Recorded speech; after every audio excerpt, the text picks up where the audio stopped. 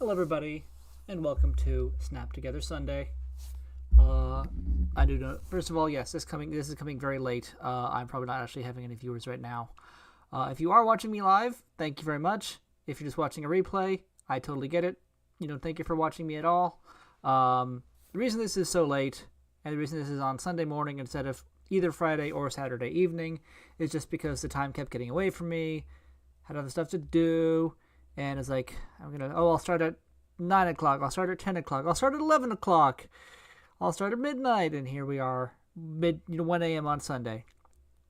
So, I apologize. I didn't want to put it off till Monday. Sunday's off limits, as I wanted to get it out of the way. I apologize. Also, some bookkeeping. If you can't find part 1 currently, it is because it got a copyright strike because I watched the Daily Show. Not a full copyright strike, but it is currently blocked because they picked up the Daily Show that I was watching. I'm going to try to trim that out, and so that the video can go back up. It shouldn't affect anything too much. It's just a couple minutes of me building the head or the body, I think. So we'll deal with it. Not much to say. I just want to get into this. So it'll just be me watching YouTube stuff while I build the Dyna Wing here. So let me just go ahead and switch perspectives here to my desk. That's the wrong camera.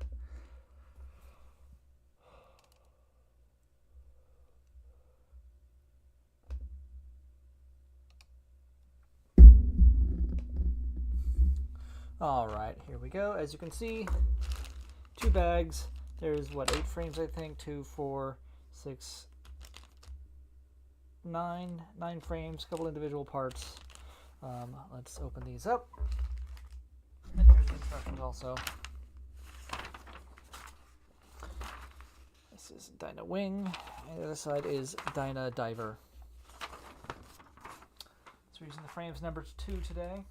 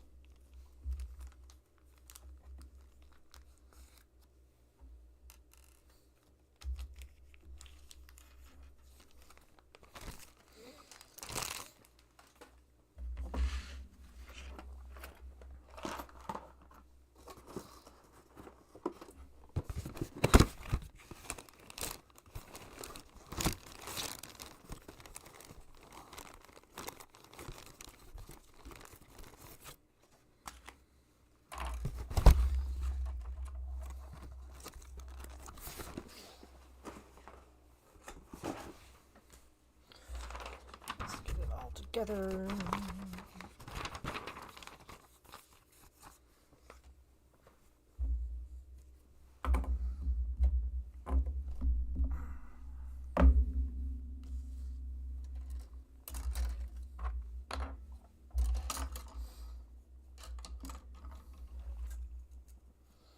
As you can see, A, B, C, and D are all red.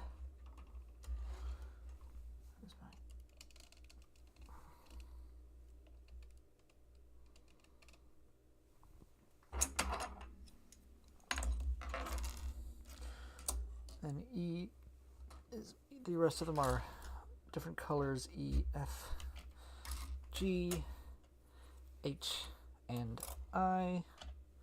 All different colors. I is more of the dragon thing. I'll just toss that after I take a picture here. Same sticker sheet that I haven't touched. Will continue to not touch. Oh, that's another thing. More housekeeping. I forgot to bring Dyna Soldier downstairs. I took. I'll show off later, but I'm going to just probably not even do any stickering or painting tonight, just because, like I said, I had to undo a lot of what I did on Dyna Soldier last week. I still needed to refine that stuff, so I will just stick to building, just snap building on the stream, and I'll go through and paint it later. I probably need to do a dedicated paint stream at some point, just like instead of a build night, just have a night where I just go through and do some light painting of various things. I can be more focused instead of trying to build and paint at the same time. So I'll think about that. It's just something I thought of the other week.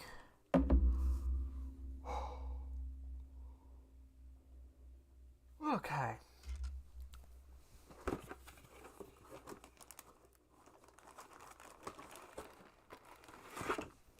So here's our pieces of the dragon so far.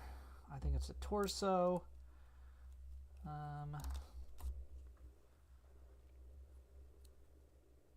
Yeah, the body and the head, it looks like, so far. So it's coming together.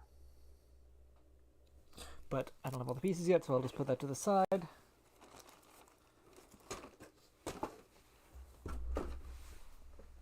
And get on with it.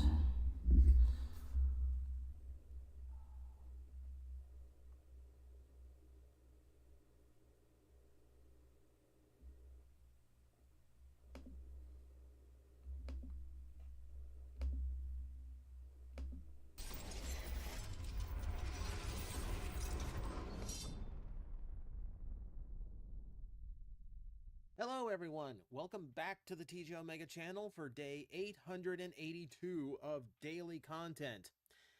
Now, if that sounds weird to you, it sounds weird to me as well, because for the first time in over a year, I don't have a shout out. So the streak is officially broken at about 374 straight days of having some shout out to do, thanks to everyone being incredibly generous over at my Patreon account. So thank you very much for a very fun experience, a very fun and weird streak to have. It's a level of support I never expected, so thank you to everyone for it. The shout outs aren't going anywhere. Obviously, if someone new signs up to the Patreon, you can have whatever shout out you want, whether it's your real name or some goofball thing you want to hear from me. That's not ever going away. That's just one of the perks. So if my content is worth $1 or $2 a month and you just want to hear me say something silly, consider pitching in. Maybe we'll start a brand new streak. But for now, yeah, I have a normal intro again. And we use this normal intro to go on to today's tier list video because we've officially entered the year of the dragon. Okay, call me surprised. The Lunar New Year has arrived. It is a new year of the dragon, so I thought, hey, timely time to actually take a look at all of the different dragon transformers that we have had over the years. Now, the weird thing about this is that I could have sworn we'd have more. Like, I titled this video tier listing every dragon transformer, but I'm really not confident in that because I feel like there should be more than this, considering we had not one but two toy lines devoted to creating new dragon characters. But when you take out all the repaints and the retools and the updates of old characters, you are left with a surprising few dragons in this franchise. And to bulk out this list into something substantial, I had to add in things that are only tangentially dragons, things I would consider more kaiju, but as long as they are some kind of reptilian of unnatural state, if that makes any sense whatsoever, or if Hasbro marketed them as a dragon, they are in this list. So we're going to go through all of those today, and we're not going to judge based on the toy, we're not going to judge based on the character, we're going to judge based on the quality of dragon, and I am not shy or bashful about my tastes in dragons, but we are going to be fair. You know, I'm not going to dock something, you know, for not having wings like a normal dragon, unless there's a very specific reason. So we're going to start with one of those entries, as it were. This is the Beast Hunters version of Hunger. They are different enough from the incarnation in Generation 1 that I feel I can get away with including both. And as dragons go, you're going to see a lot of two-headed dragons, by the way, because that's just how Hasbro and Takara deal with 2 arms and 2 legs on these characters. I feel as dragons go, he does look cool. Doesn't do a whole lot to stand out, especially amongst the other dragons. Here's the thing. I actually think he's not as good as Hunger, even though they've changed him to be an upright dragon, which you would think would be more like you would expect a dragon to be. But without the wings on the back, he feels like he's incomplete, you know? And like Hunger, two-headed dragon on the ground like a worm. Okay, that's actually a little bit more logical. But when you're upright, I feel like you need those wings as a counterbalance and to just look a little bit more correct. So weird exception, but I do think the normal Hunger is better than the upright Beast Hunters version. Moving on, this is another weird exception one because Hasbro marketed it as a dragon, released it as a dragon in a line where Predacons were dragons, and that is Blight, not Blot, because this is not the G1 version. This is Blight, who is some kind of monstrous lizard creation. G1 Blot has always been super weird, and like, what exactly is his alt mode? It's some kind of weird ogre thing.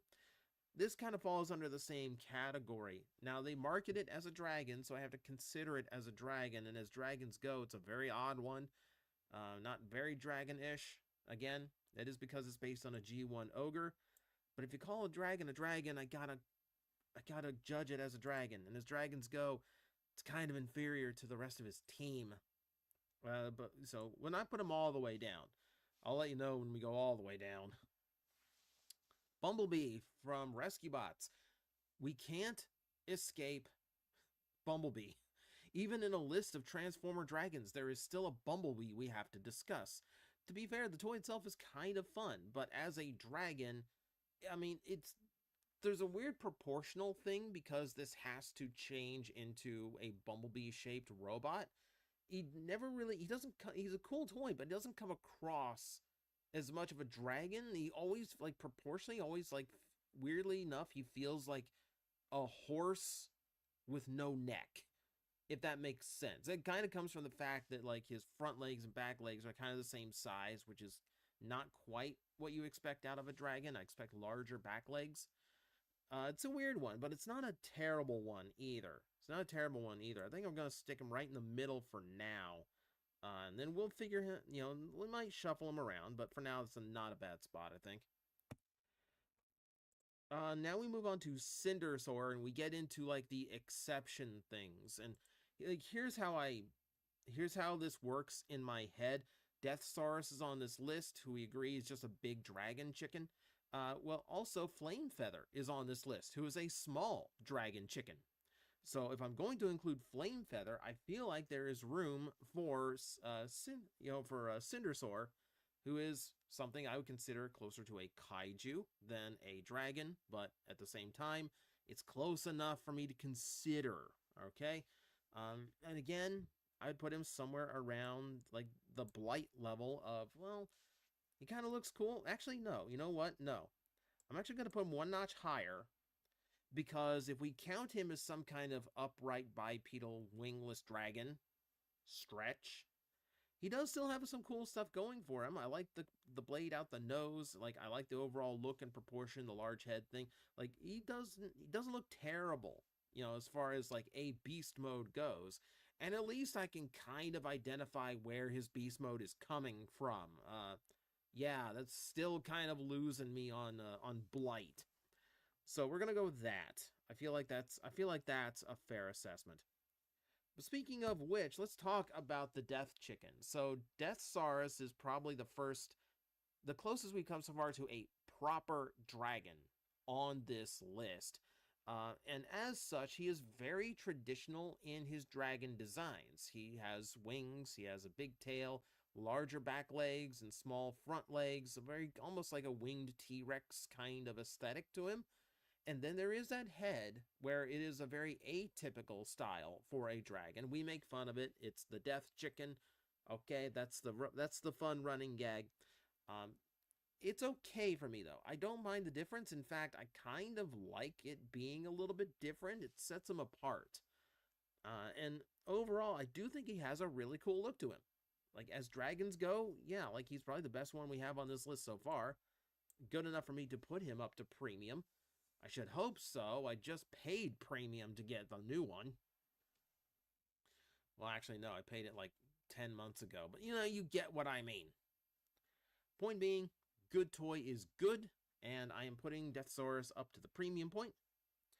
And then we get to one of my favorites in this list. So this is Double Cross, an Autobot, which not the best of names for an Autobot, but you know what? We work with what we're given.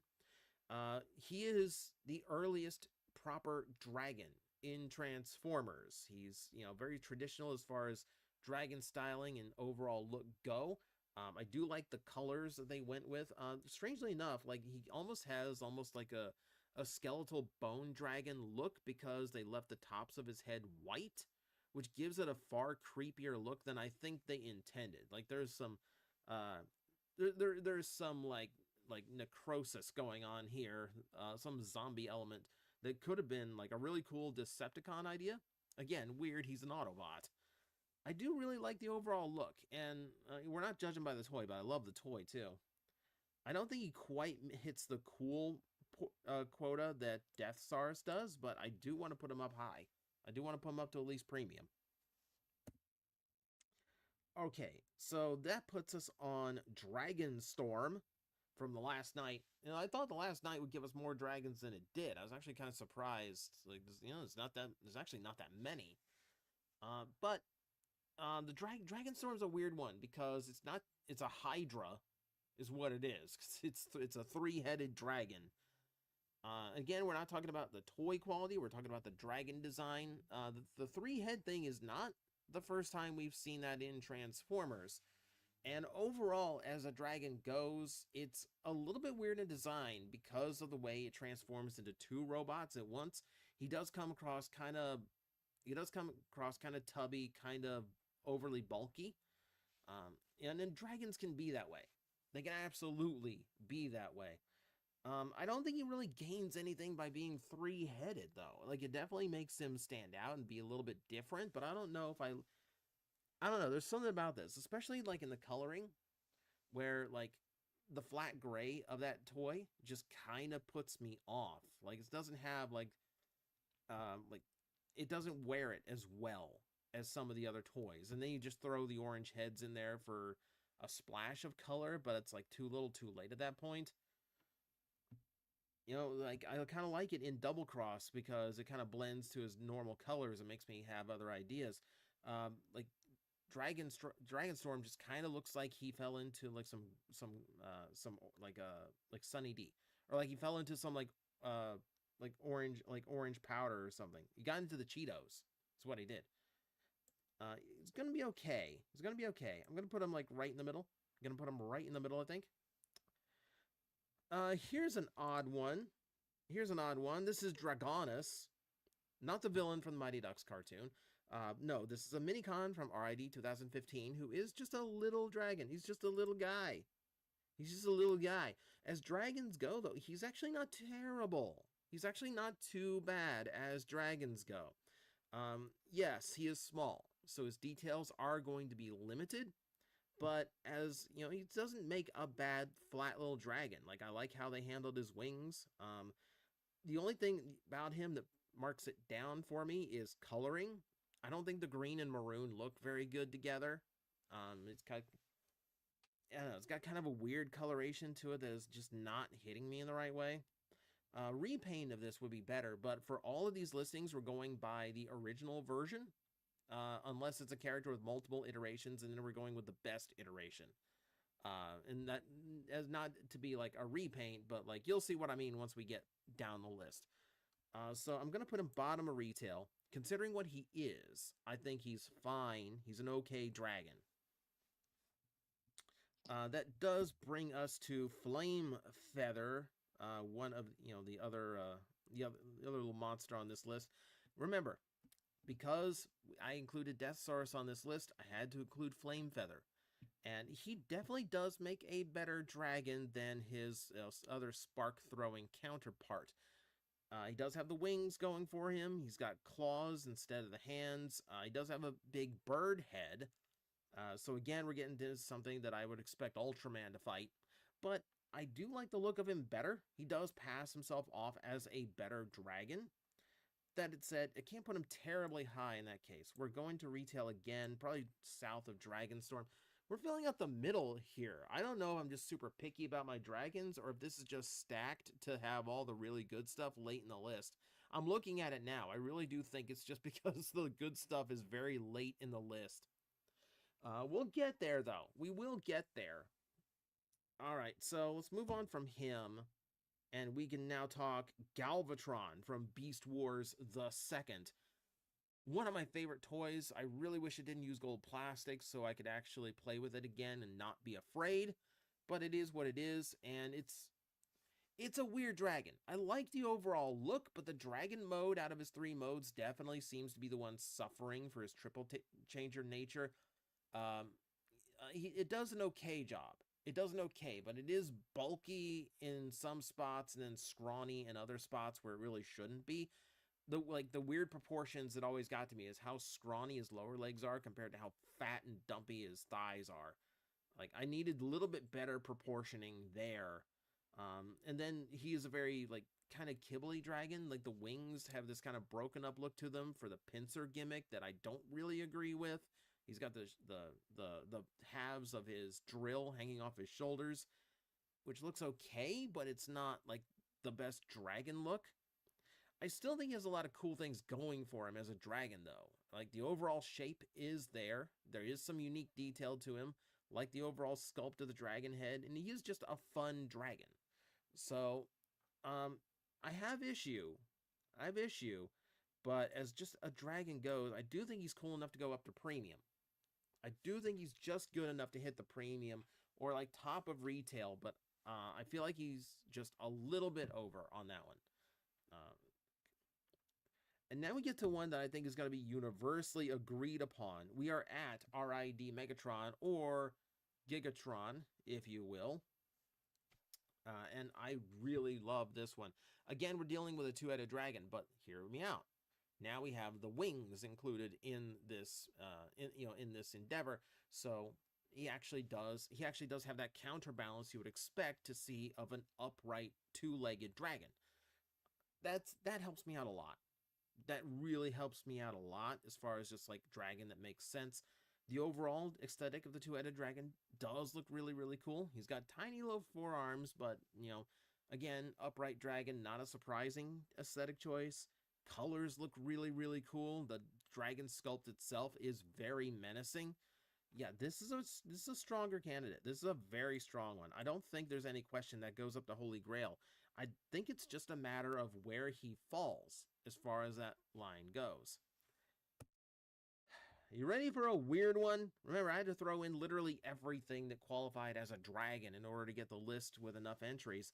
This is Optimus Prime from Transformers Go. The one that turned into, primarily a bullet train. And then there was also a dragon mode crammed in. I don't know who thought of that idea, but that is a thing. An Optimus Prime dragon does exist, and it looks awful. It really looks awful. As something that's supposed to be a dragon, it really just kind of looks like one exploded out of a bullet train, not in any cool way. I don't know. It's weird. It's super weird. It feels like the design and aesthetic on it makes me feel like something that Mega Man X should be fighting, or I should be spin dashing into it. It's a very bad representation of a dragon. Very bad. One of those I definitely think they should not have tried. Here's one of my favorites from Beast Hunters, but again, it only qualifies as a dragon because Hasbro marketed every Predacon from Beast Hunters as a dragon. So now we actually get to talk about Grimwing, who I love the look of, love the design. If you know me, two-tone green is immediately going to win me over. The only trick here is, he is not technically a dragon. He's an Urzagriff, which is to say half eagle, half bear. So dragon only by proxy in this in his own toy line, but he is a very cool one. He's a very powerful looking one. He is a quadruped dragon. due to his size and weight. He's got like a bigger upper body bulk than a lot of these other dragon designs. Still winged though, and really cool looking wings at that. I am inclined. I do think he is a very cool looking dragon. If we consider him a dragon, there's an asterisk to this that he is technically not one. He is only marketed as one.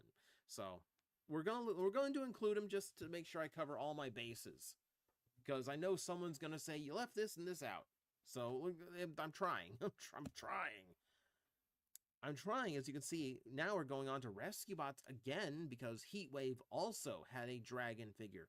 And of course, it's a Rescue Bot toy, so the detail is not going to be extreme, but it's not bad. It's a cute little dragon toy. My one issue with the dragon is that they had this idea of like a hot and cold head kind of look. So he has a gold head, which kind of works with the silver and the red on his body, but then he also has a metallic blue head that's in a completely different design. And it just looks out of place. It looks like if you see a car that has like a replacement door or a replacement hood and it hasn't been repainted yet, and it just kind of looks weird, like it just looks incomplete, or it looks like you just got like you lost your actual head heat wave, and then you had to go and slap on whatever head the shop had lying around just so you could keep driving legally. Okay, so for that, he is going to end up low. He's going to end up bargain bin just because I find the aesthetic offsetting. He should be higher. He should be at least at retail. But as it stands, yeah, I just wish it had identical heads. And it's just a misstep on their part.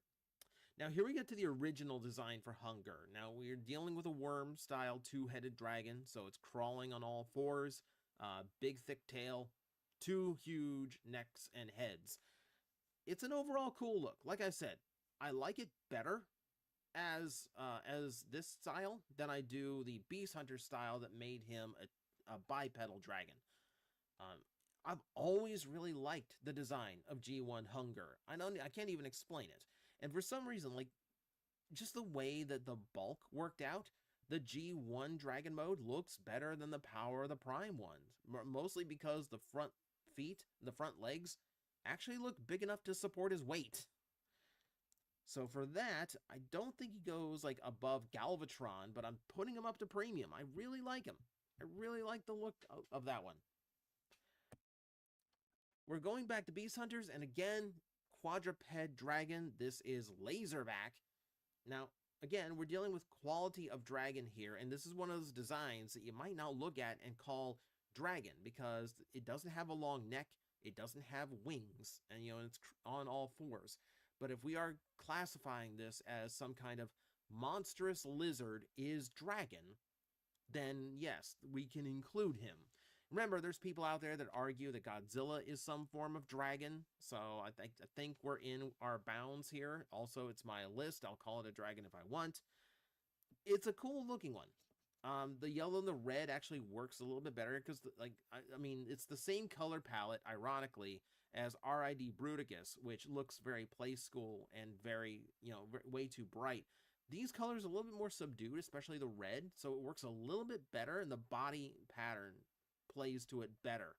So the colors are fine for me on this mold. And it does look overall cool. Like, it's a very, beefy style to it.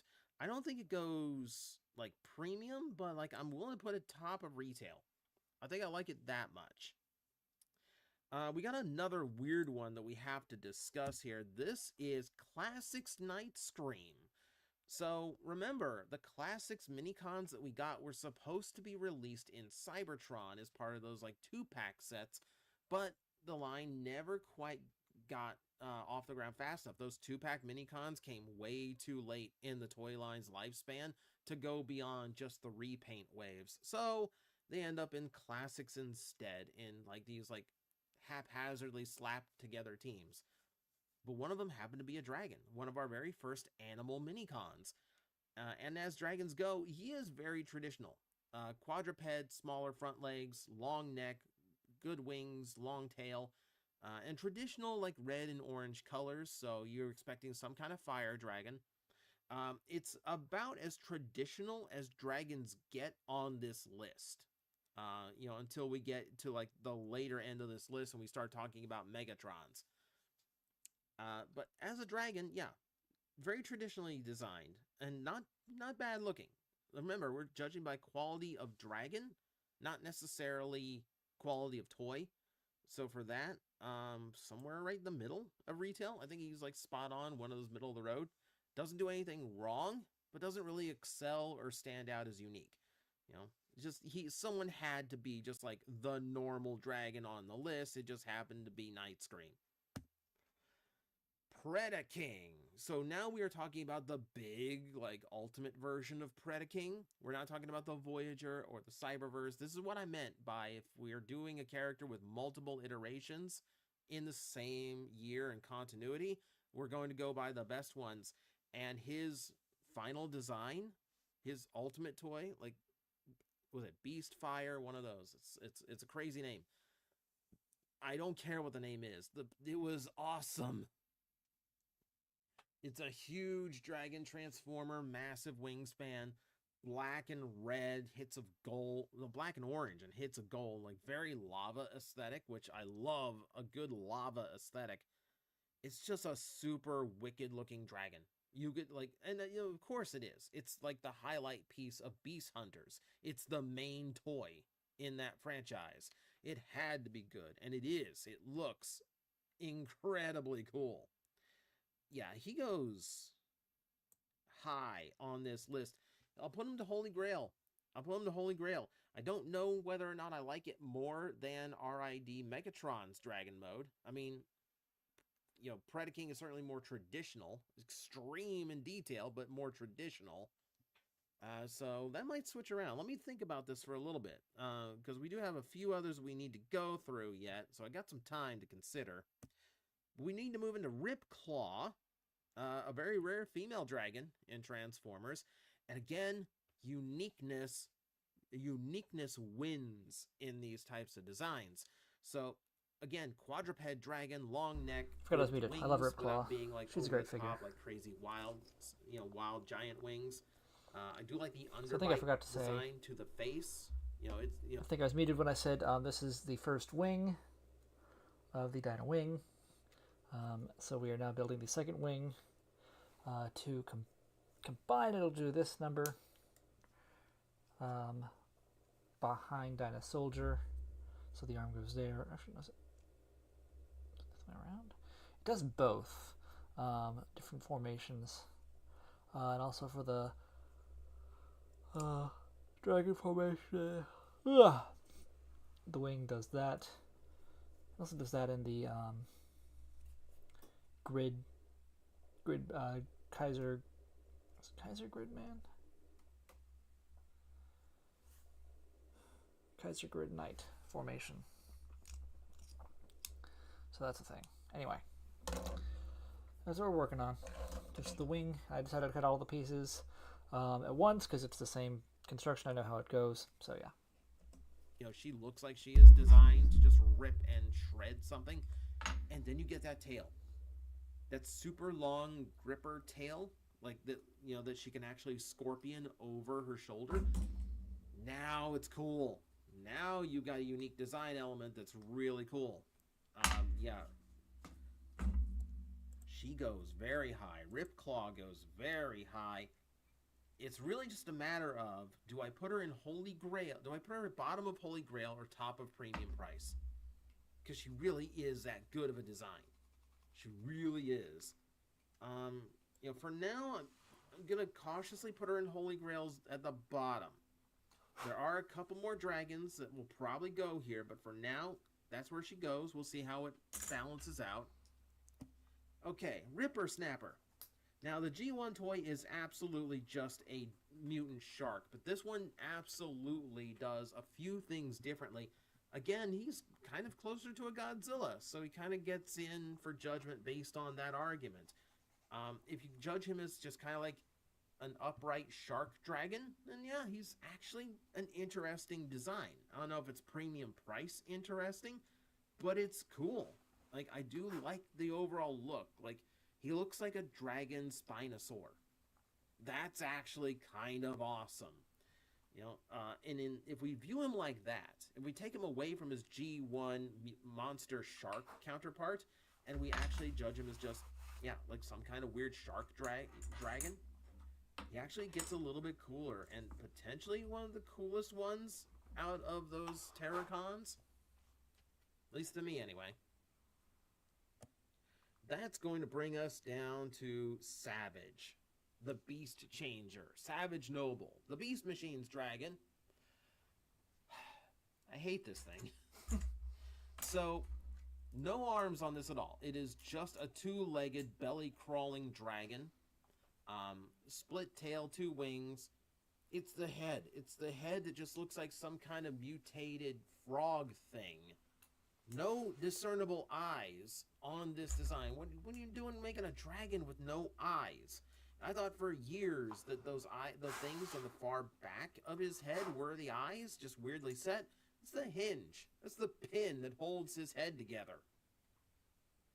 It's an ugly design. I mean, certainly unique, but it's ugly. And to be fair, that's by design. Because it's all of Megatron's organic leftovers just haphazardly piled into the ground. Like, it wasn't intended to be a good dragon, but marketed as such, yeah. I think I would actually take the Bullet Train Optimus over whatever Savage is supposed to be. I'm not digging Frog Dragon Man. Cybertron Scourge, Flame Convoy, if you will. And again, banger dragon design. So, yeah. Proof that you don't have to have wings to make an absolutely killer looking dragon. So for starters, gunmetal gray and orange. So again, we're hitting a proper dragon aesthetic.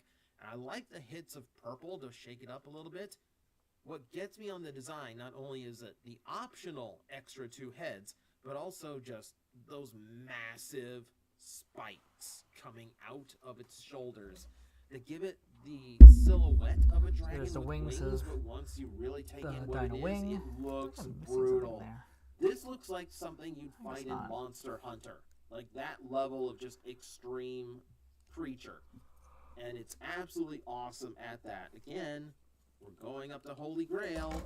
I love that design. I love that Scourge. To build the helmet. It's a new toy, please. Command. So yeah, Dyna Wing. I believe it forms. Take a look at the box here. Yeah, it forms the chest of the robot, and the helmet, and then wings, and that's basically it. There's much more armor than a core component. Like Dyna Soldier forms the torso, the inner torso, or Grid Knight forms the torso, and then Dyna Wing wraps around that to make it look better, and gives it the rear wings and the side, the rib armor. Dyna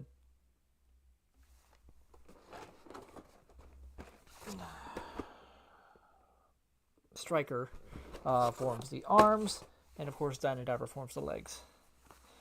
It's a little bit mixed up, a little bit different in the Dyna Rex formation. Like I've forgotten, Dyna Wing also forms the helmet of the robot. Let's see, in Dragon formation, Dyna Rex. Yeah, it's just wings. And that's not bad. But yeah, you can see. You'll probably see in the. I think I have them in the gallery down here. I forget if I put Dyna Rex in there or not. If I didn't, I'll add them for next time, I guess. I don't know. But anyway, it forms a great pair of wings for Dyna Rex and for Kaiser. Chogatairyuo Kaiser Grid Knight. That's the full name.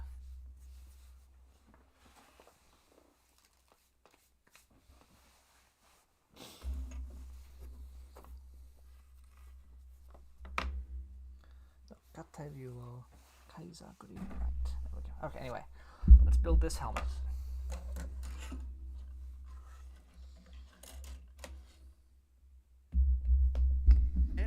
Scourge when? Commander Class Scourge when? Remember, that toy is like, it's from Cybertron, so it's a good toy, but that toy, like, my god, that articulation needed to be better. Alright, so next up on the list, we have another Terracon. We have Sinner Twin, which again gets in the same way that Hunger does, but it's another two-headed dragon that's not quite done the same. He doesn't have the bulk to really have Hunger's presence. He just kind of looks like he's almost like two-headed dog who just happens to have some dragonish elements to him. It's not the best, it's not the most interesting of designs. I was always weirded out by the fact that the Terracons would have two-headed dragons on the team, two quadruped two-headed dragons on the team, especially when there's no reason for this Sinner Twin. Remember, the modern, like the Beast Hunter Sinner Twin used the heads as arms. Original didn't do that. They just kind of flipped to the back. You know, so we're not judging by the transformation. We're judging by the look of the dragon, and those are kind of the same. And in that sense, yeah, I got to put him like low, like down to the bargain bin. He doesn't come across dragony enough, even though he is intentionally designed to be similar to Hunger. Disappointment. Disappointing. Yeah, let's talk about Sky Stalker now. Again, we're in Beast Hunters here, and it's a lovely ice dragon. I love the more spindly look at this one. Now I realize that like these big brutish hulks of dragons, I've obviously shown some preference toward them, but I like my scrawny dragons too. If you come across with the right aesthetic, and an ice dragon is absolutely the correct aesthetic for a scrawny dragon. No pun intended. Looks very cool. I actually like the Sky Lynx repaint better because that dark red and the dark blue kind of gives it this look of like a zombie dragon. One of those, like a Dracolich, where it's all bone, but it has like a little bit of leftover rotted flesh and muscle still showing. That's a cool aesthetic. But we're judging the original versions, and this is still a really cool one. I actually never had this version. But it does look awesome. Now, obviously, we don't have enough ice dragons on this list because they just end up being like repaints of fire dragons. This is one intentionally designed to be an ice dragon, and it looks really good for it. Let's move on to Steel Bane, where we have another more traditional dragon, but this one long man of a dragon. I'm going to ignore some of the elements that are kind of required because it has to transform into a robot, like the fact that there's just feet on its back. We're going to ignore that, and we're just going to say, as the dragon goes, it looks okay. The coloration on it, I think, is a little bit dull because it has to turn into something that looks like a traditional knight. So that takes a few points away. I wish they were a little bit more daring with it. So this needs to be metallic green, and I do that with ease. We have a retool of this toy in more red and gold colors, and it looks amazing. I wish I would coat that with silver there was first. some way to. Be right back.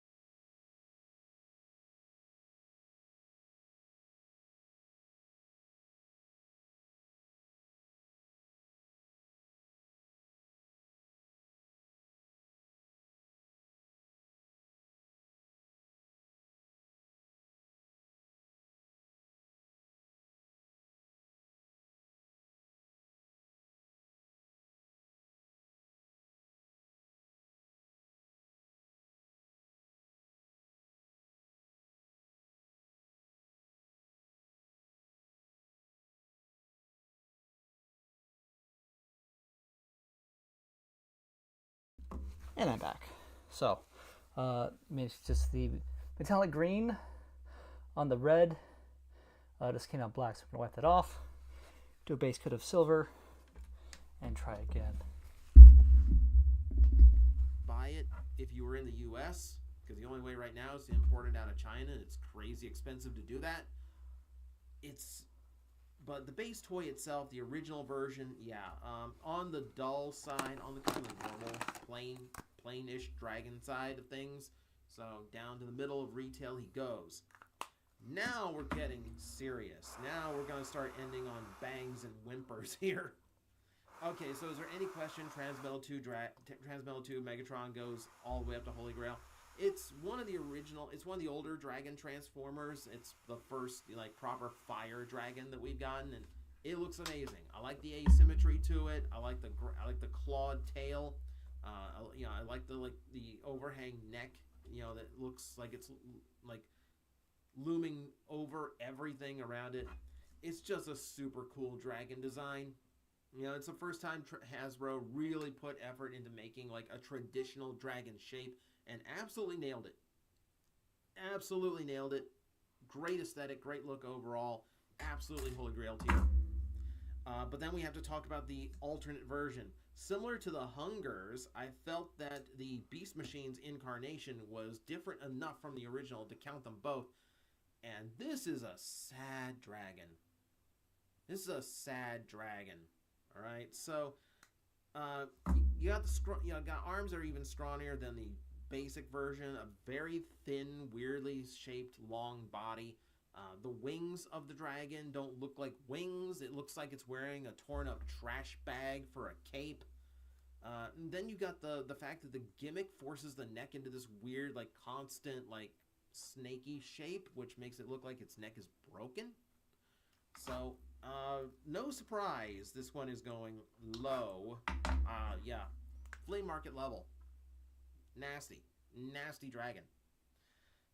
And then we end off on the artist formerly known as Cutthroat, but this is the Beast Hunters version, so we're talking Windrazor, who is technically just a monstrous pteranodon, but as marketed as a dragon would be the closest thing we've actually had on this list to a proper wyvern, which makes me realize we've never really had a proper wyvern in Transformers. Why do we have this many dragons and we haven't had that?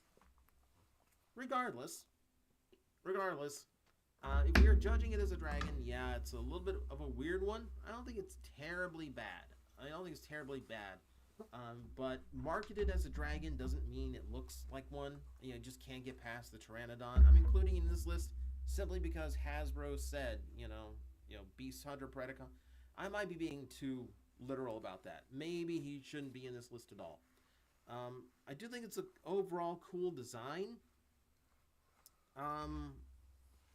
But it just kind of has this look green too soon. Kind of monster vulture to it.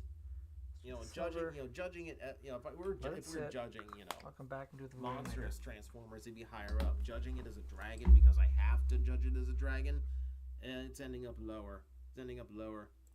And that, my friends, is going to be it. As usual with my tier lists, I expect two things. One, I expect you to disagree with my decisions. Remember, it's all opinion here. And I expect you to point out all the dragons that I forgot about. Like I said, I'm not terribly confident that I included all of them because it's a 40-year-old franchise with tens of thousands of toys. It's going to be easy to miss a few iterations. But I think this covers all the major bases. So, as always, thank you for watching. Let me know what you thought in the comments below. And I will see you next time.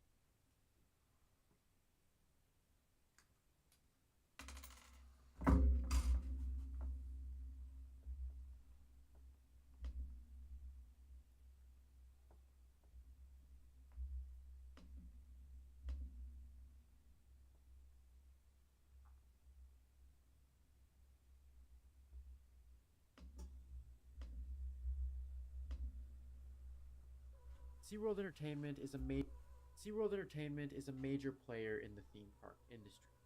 With them having multiple parks across the SeaWorld and Busch Gardens brand, this is a chain that should be respected. However, they will never be the same. Recently, it was announced that SeaWorld Entertainment was changing their name to United Parks and Resorts Incorporated. Effective February 12th, the stock ticker will also change from C's to PRKS, and this is going to be very interesting. So why is SeaWorld Entertainment doing this? Why are they leaving behind the name that is so well known? Well, the answer is complicated. There are three main reasons why they are doing this, and it's going to have lasting implications for the industry, which include expansion, growth, and conservation. I've actually seen First, we Blackfish. will go over the most common explanation for this. This is the one that everyone jumps to, and this is regarding the name. So let's take a step back. The name SeaWorld Entertainment is synonymous with the three SeaWorld parks in the United States: SeaWorld Orlando, SeaWorld San Antonio, and SeaWorld San Diego. These parks are awesome, and they have huge fan bases. However, the SeaWorld name also brings a bit of trouble. Because those other parks are under the umbrella of the SeaWorld name, if something happens at SeaWorld, like a controversy, those other parks are not scot-free. It kind of affects them too. Society as a whole is becoming more anti-animals in captivity, or more specifically, the sea animals. We can see this with lots of news stories about the Miami Seaquarium, about Marineland, and all sorts of these parks getting bad press. So I can totally understand why the parks want to sort of swap their name away from the SeaWorld idea. Even if you don't agree with it, you can probably see why it's a smart business move. Getting the name away from SeaWorld kind of preps them for the coming culture of the next generation. Now that's pretty self-explanatory, but is there another reason of why SeaWorld Entertainment is swapping their name? Could we see more park acquisitions from this company in the future? I mean, the name is United Parks, so maybe that implies we will get more of them. Let's think. Is there anything that happened in the industry which should kind of make SeaWorld be a bit worried? The Six Flags Cedar Fair yes. merger. The Cedar Fair and Six Flags merger. That is a huge deal. You have two theme park giants in the United States merging together. That is insane. So the total parks completely dwarfs what SeaWorld has to offer. So maybe, just maybe, SeaWorld Entertainment is prepping for something. Maybe they'll build more parks or acquire new ones. And this is where it starts to get really interesting.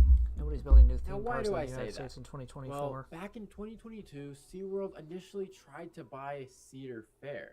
Yep, they were going to offer $63 per share and had a value of $3.5 billion in cash to give Cedar Fair for a total acquisition. Now, this shows us that SeaWorld wants to expand their base. And now that Six Flags and Cedar Fair are one, SeaWorld is going to feel the heat. So what other companies could SeaWorld possibly merge with if that would ever happen? Well, there are two that currently come to mind. In the US, we have Hershey Parks, which mainly consist of Dollywood and Silver Dollar City, as well as other various attractions. They also take care of Wild Adventures, but they don't really add much there, and Kentucky Kingdom as well. The other one is Merlin Entertainment, and this is the company that operates Legoland, Alton Towers, all that jazz. So logic tells us that if SeaWorld was trying to buy Cedar Fair in the past, maybe they will look to buy one of these two companies in the future.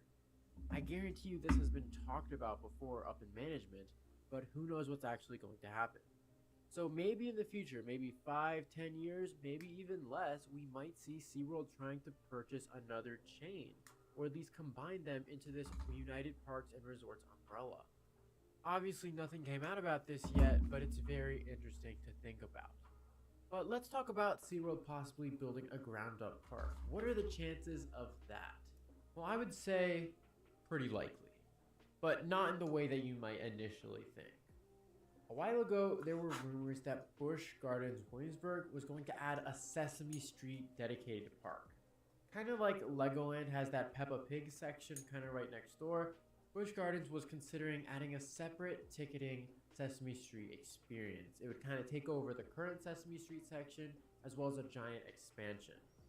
A while ago, they also converted one of their Aquatica parks into a Sesame Place park, which is pretty interesting to think about. Completely different demographics, but they see this as in their best interest. So another Sesame Place park could definitely be in the works, especially in the future. Sesame Street is a child magnet and a money magnet, 100%.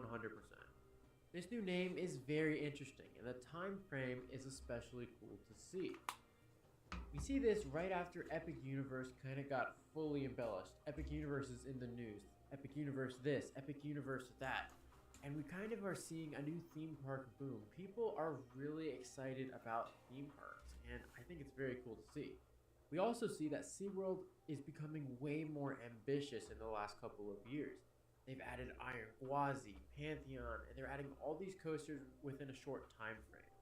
So it's not that hard to make the connection that they might try something new. They might acquire an independent park and put their label on it and, work their magic.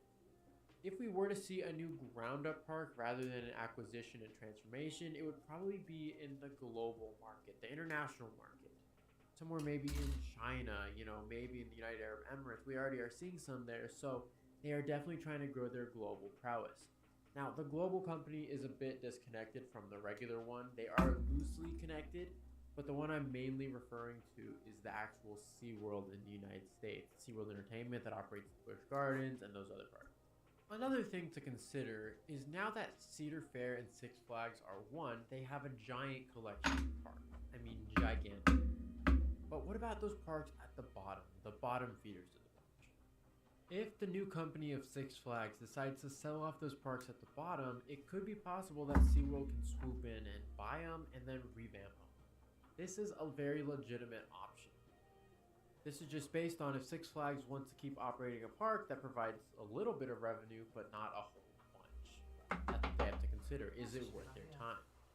If we look at the name United Parks and Resorts, it has the word resorts in it. Now, some may argue that amusement park is a type of resort, but I think we can take it further. We know that SeaWorld Orlando is planning on building their own resort, so it would be very interesting to see if they have a bunch of these at their other parks. It's been a huge trend in the industry to try to create multi-day parking. Gonna go get my black marker. Hang on. Oh, my marker's right in here. I guess they're not.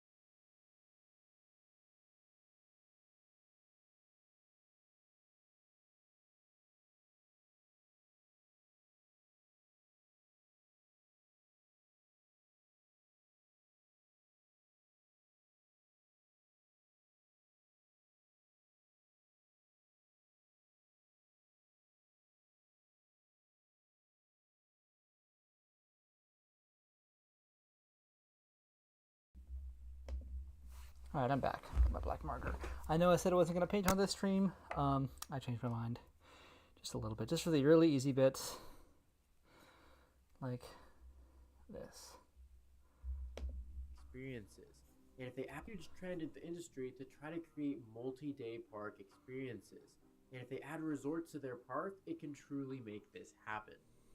I definitely see the company acquiring some resorts in the future. They're definitely going to build one from ground up for SeaWorld Orlando, but that's in a little bit of a different scenario because it is in Orlando. But as for the others, they might acquire some pre-existing resorts and put their SeaWorld charm on it. So those are my thoughts on the new SeaWorld name and what the future is probably going to look like. I definitely think it is very likely that we will see a new park come eventually. I don't know if it's going to be soon, but I do think it has a very good chance of happening. But what do you think? Let me know your thoughts in the comments below. I read every single one of them, and I really enjoy interacting with you guys. This is the Coaster Josh, signing out. Could you imagine Wii U games on Nintendo Switch? There are more Wii U games on Nintendo Switch than Nintendo Switch games. I kid, but for a while there, near the launch of the Nintendo Switch, it started to really feel that way, especially in a year like 2018, where it felt like there were more games that originated on the Wii U releasing than fully brand new Nintendo Switch games. The Wii U was ... guess what? Failure. It's a failure. But there was a decent amount of very high quality games that released on it. So, what did Nintendo do to really kind of make back their investment on those games, plus get more of an audience for them? Put them on their far more successful modern home console. It made all the sense in the world. Of course, it didn't stop people like me from bitching. I already played most of these games, so being able to play them on Nintendo Switch, while really cool and something that I was definitely up for, they were kind of replacing new games in Nintendo's release library for the Nintendo Switch for a while there. Let's see, in 2018 we got Bayonetta 2, Donkey Kong Country Tropical Freeze, Hyrule Warriors Definitive Edition, Captain Toad Treasure Tracker, and then in terms of new games, off. Now, of course, in the end, this ended up working in Nintendo's favor. Most people didn't even know Donkey Kong Country Tropical Freeze existed. So putting that out on Nintendo Switch, you know, hey, you did humanity a solid. That's one of the greatest games of all time. But of course, it does make me wonder, you know, what's the Wii U's legacy after this? Pretty much all of its must-have games are on the Switch in potentially a better form factor. You know, a few games may be a little better on Wii U, but for the most part, pretty much all Wii U ports on Nintendo Switch run better, look better, have more content, play better, all of that. You know, what's the point of buying a Wii U now? And of course, why does that matter? It's a 10-year-old system. Why should Nintendo care about the value of buying a system they're not producing anymore? But I kind of care about that. I think it does matter in the grand scheme of things from a historic point of view. Like, hey, what did this system bring us? The fact that barely anybody bought the Wii U, the fact that all of its games are pretty much available on Nintendo Switch, it just kind of makes me look at it like it's just like, alright, why should somebody invest in a Wii U these days? Yes, there are still a fair amount of games that are still exclusive to the Wii U, and many of which are probably staying exclusive. So I thought I'd go through some of the most noteworthy Wii U exclusives that have not come to Nintendo Switch, most likely won't come to Nintendo Switch, or even some that probably will at some point, and just talk about maybe the problems with bringing certain games over to the platform, or also why it seems pretty likely it'll come over. And first up, might as well go over the sole reasons not to own a Wii U, Mario and Sonic at the Olympic Games. These make me want to get rid of the console. Because I think most people can obviously tell why these probably will not come to Nintendo Switch. Because they're frankly outdated. They have the damn years of the Olympic Games they're based on in the title. Plus, we already have Mario and Sonic at the Olympic Games on Nintendo Switch. Of course, you know, they're all different games, but are they? No matter how different each Mario and Sonic game is, they always kind of feel like they're meant to replace the previous version. And many times, like, it kind of feels like they just put out new ones to kind of coincide with the release of the new Olympic Games as kind of a marketing tool, rather than, oh man, we desperately need to put out a new Mario and Sonic game.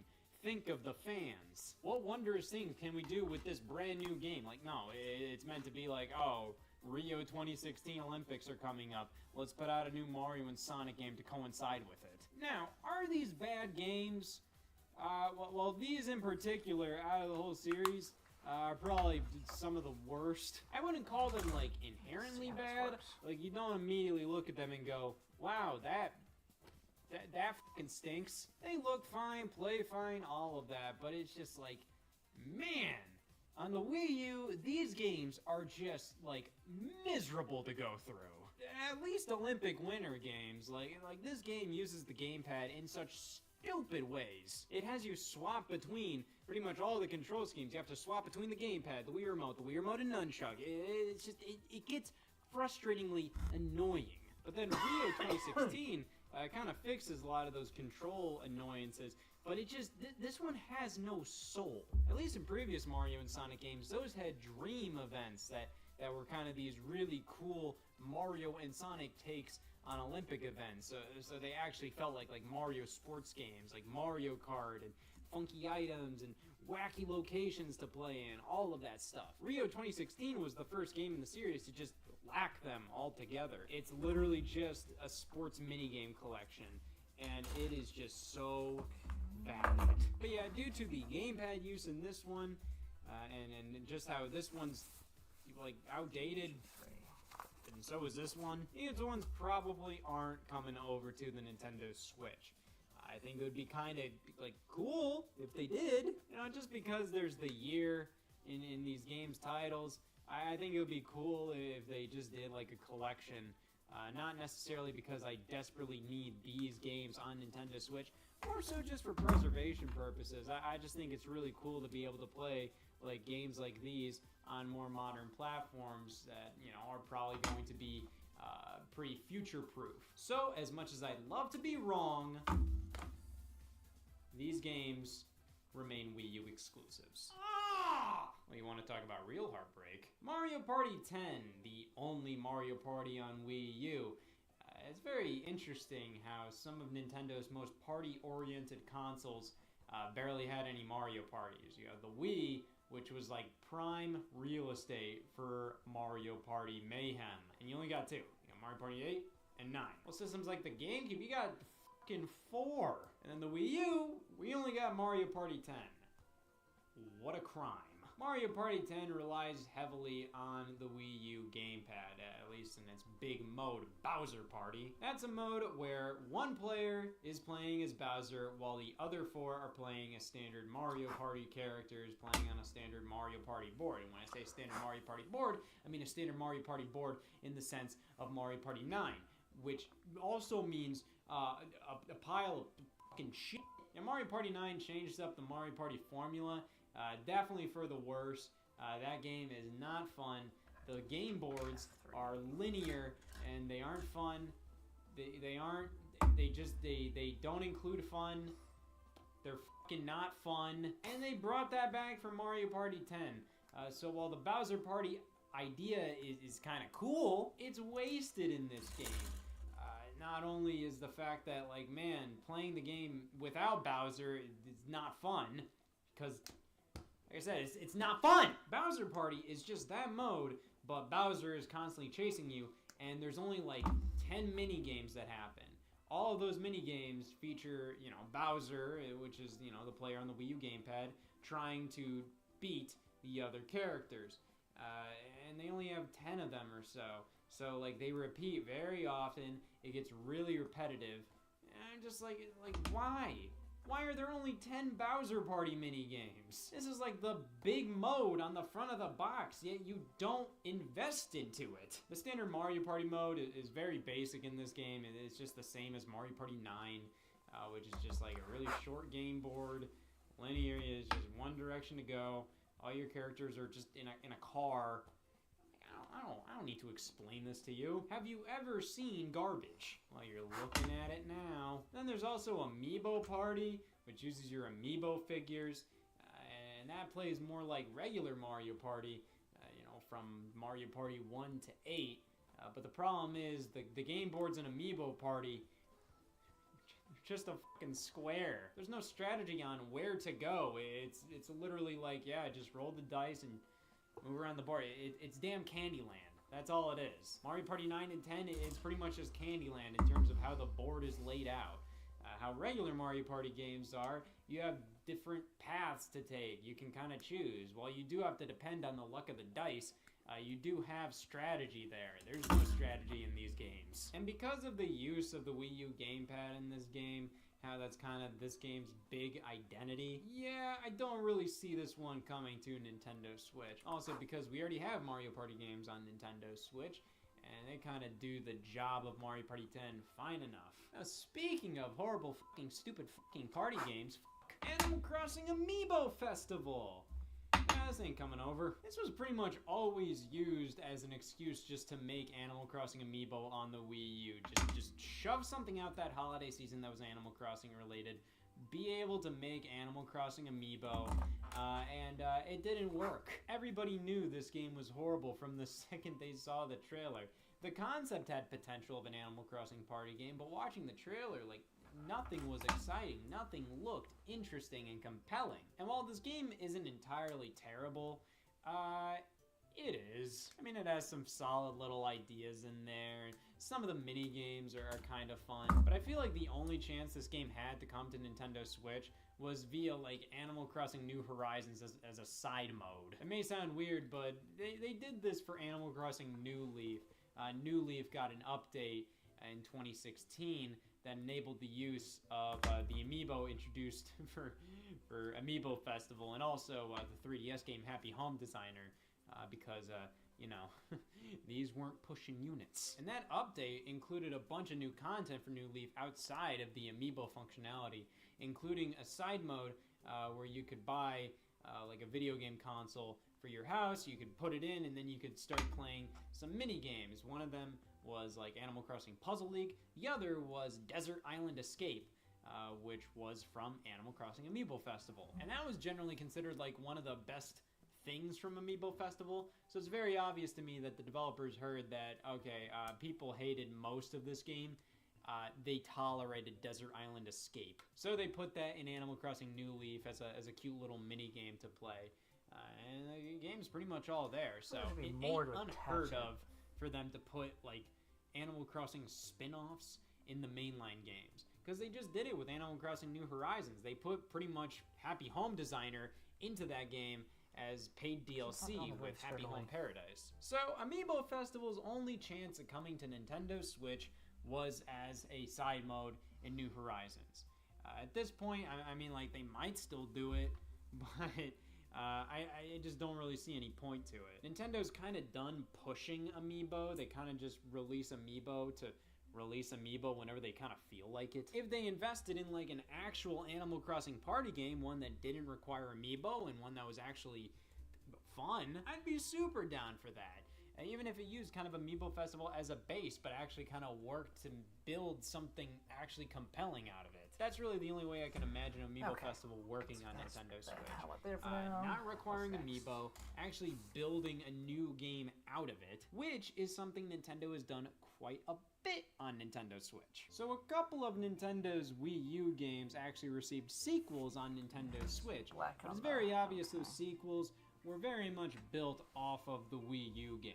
And thus, it's fair to call the Nintendo Switch sequels to be basically replacements. So at that point, like, really, is there really any need for a port? So Mario Tennis Ultra Smash was basically just a damn game demo in disguise as a $50 game. And it wore that disguise very well because it was a $50 game. On Nintendo Switch, 3 years later, we got Mario Tennis Aces, which had some problems with a lack of content, but was noticeably an improvement over Mario Tennis Ultra Smash. Over time, that game got enough free updates to the point where, like, yeah, it wasn't just a noticeable improvement over Mario Tennis Ultra Smash, it was a huge improvement over it. Still had some problems here and there, but a pretty good Mario sports game at the end of the day. Most of the content came over from Mario Tennis Ultra Smash, though Mario Tennis Ultra Smash still has, like, some little modes here and there. Mega Ball Rally, anyone? They also have the Mega Mushroom thing. You can't do that in Mario Tennis Aces. Yeah, that's point one for fucking garbage. Yeah, so Mario Tennis Aces isn't like a direct port. There are some technical things that Ultra Smash has, but those things were pretty much just like the bare minimum to put Mario Tennis Ultra Smash out in time for the 2015 holiday season. The things Ultra Smash has are pretty much just like, oh, this was doable in the time frame they were given to make it seem like this game has content. Oh, Mega Mushroom stuff, the Mega Ball Rally, the Sprixie Princess. Nothing compelling at all. It would have been kind of cool if Mario Tennis Aces included all these things, but it doesn't, but who gives a shit? Super Mario Maker, now this is very interesting because Mario Maker 2 is noticeably better in many ways. However, Mario Maker 1, I think, still has a lot of value, and in many ways is superior to Mario Maker 2. It's just more fun and more intuitive to build levels in Mario Maker 1. Using the Wii U gamepad is perfect for this game. While in Mario Maker 2, I feel like the user interface is a complete step down. When you're building levels on the TV, it is gruesome using the controller to build these stages.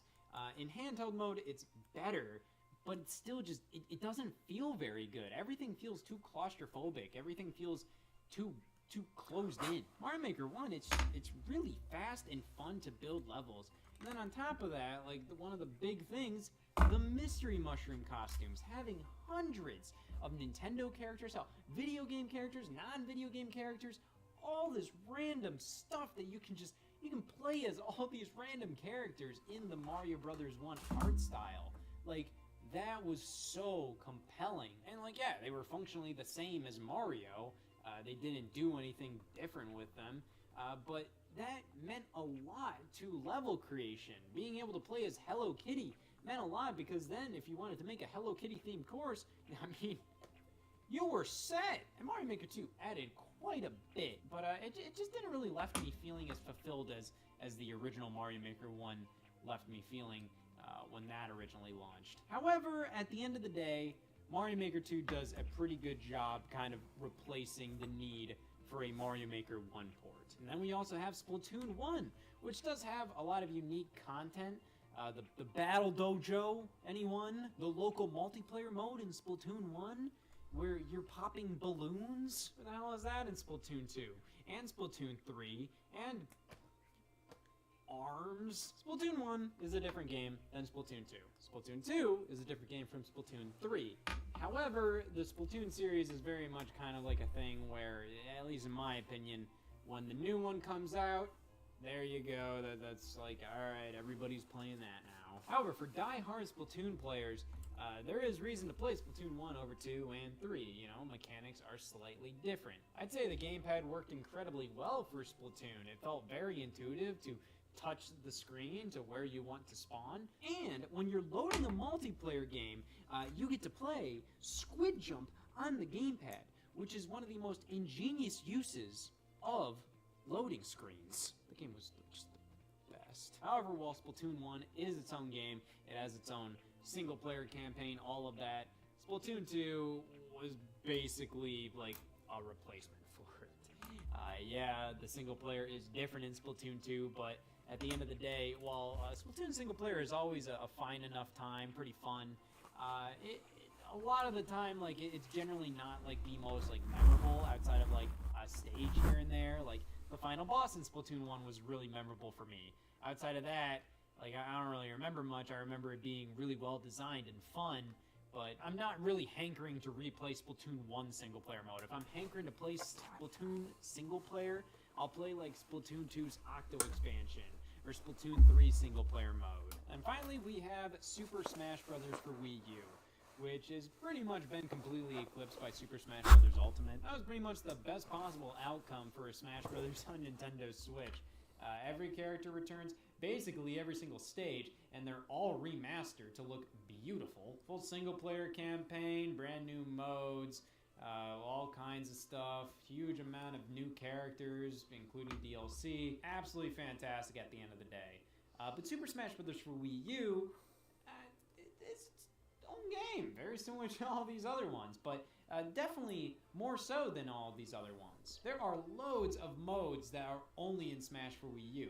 many of which that people consider to be the Antichrist himself. A lot of people don't like Smash Tour, the board game mode. I think it can be kind of dumb fun. That probably lets you in on more of my psyche than I think you should know about. But there's a bunch of other modes that I feel like are sorely missing in Smash Ultimate. Something like Master Orders and Crazy Orders. Those are a great time in Smash for Wii U. Trophies are in this game, and while Spirits and Smash Ultimate do offer a lot of content and a lot of very obscure Nintendo references, there's just something about trophies in Smash Brothers games that's so much more appealing in a different way. I do like Spirits, but they were definitely not perfect in Smash Brothers Ultimate. They were not like this perfect replacement. They almost kind of felt like their own separate thing that did the general job of trophies, but trophies in Smash Brothers, I mean, those are hard to beat. There are some stages that are only in this game, some great stages like Jungle Hijinks from Donkey Kong Country Returns, the Yoshi's Woolly World stage, Orbital Gate Assault. The stage builder in this game, while it's not great, has its own little dumb quirks and charms with the fact that you draw it on the gamepad and see it appear on screen. And of course, many of these things in Smash Ultimate have alternatives or improved versions, but that doesn't mean like they're exactly the same as the Smash Wii U version, but just added upon. Many times they're different, or they lack some content even though they add a bunch more. The characters in this game, while very similar to Smash Ultimate, they've been changed quite a bit from both games. And also the gameplay of this game, while, at the end of the day, all Smash Brothers games are Smash Brothers games, hey, it's still different here. There's a reason why pretty much everybody has moved on to Smash Ultimate and has left this game in the dust. But hey, the mechanics are still different in this game. So while Ultimate is a perfect replacement for Smash Wii U, there is still a reason to go back to Smash Wii U. So these games, I don't see them being ported to Nintendo Switch. There's genuinely no reason for it outside of like a cool element of like preservation or nostalgia. It's really strange to say like, oh man, people are nostalgic over Wii U games, but it's just like, the damn system's 10 years old. I think it would be really cool to see kind of like compilations of some games like this, just maybe like a Wii U collection or something where you have Wii U games brought over. Of course, that would be very difficult to do considering many Wii U games heavily utilize the gamepad, so you can't really bring them over without tweaking things heavily, and at that point, why not just make a new game, which is what they did in these regards. But these are unique games that may have replacements on Switch, but these versions are still, at the very least, somewhat unique, and it would be cool to see them preserved in some way, but I ain't losing sleep over it. And I don't want to have a word with the person that's losing sleep over this. Star Fox Zero and Star Fox Guard, released as a double pack here. Pretty much these are two separate games, kind of taking place in the same universe and general timeline, blah, whatever. Star Fox Guard is fundamentally a separate mode in Star Fox Zero that was released as its own disc. But you got them both in one bundle. You got two games for the price of get the hell away from this stuff. These aren't great games. I know they have their defenders, and I'll definitely give them credit where credit's due, but these aren't my favorites. And on top of that, they're a little too Wii U-y to work on Nintendo Switch. Specifically a game like Star Fox Guard. This was designed fully around the idea of using the two screens of the Wii U. It's pretty much a tower defense game where you have control of multiple security cameras. You can swap between them on the gamepad. The problem is, while you can see general previews of all the screens, only one of them you have like the full camera angle and control of at once. So the one in the middle is being played at like full 60 frames per second, while the others are just general preview. So you want to keep an eye on everything and swap between them before the robot enemies get to the middle of your base. Incredibly simple concept, incredibly simple game overall. It does have some depth, it's well designed. It's just not the most exciting. It can get pretty boring very quickly in my opinion. It's best played in short bursts, which does make me ask, like, why was this its own separate disc? Like I said, I feel like it would have worked really well as like just something on the menu of Star Fox Zero. It randomly has like a decent amount of content to it. It's just the content's pretty much the same thing throughout the entire game, just kind of ramped up level to level. You can create your own levels in the game, which pretty much just amounts to placing the enemies and cameras where you want to put them. It's definitely a pretty solid experience, albeit nothing too exciting. Star Fox Zero, on the other hand, is definitely more exciting, but a lot more flawed. This game was designed fully around the idea of like, hey, let's take the Wii U gamepad and let's improve Star Fox with it.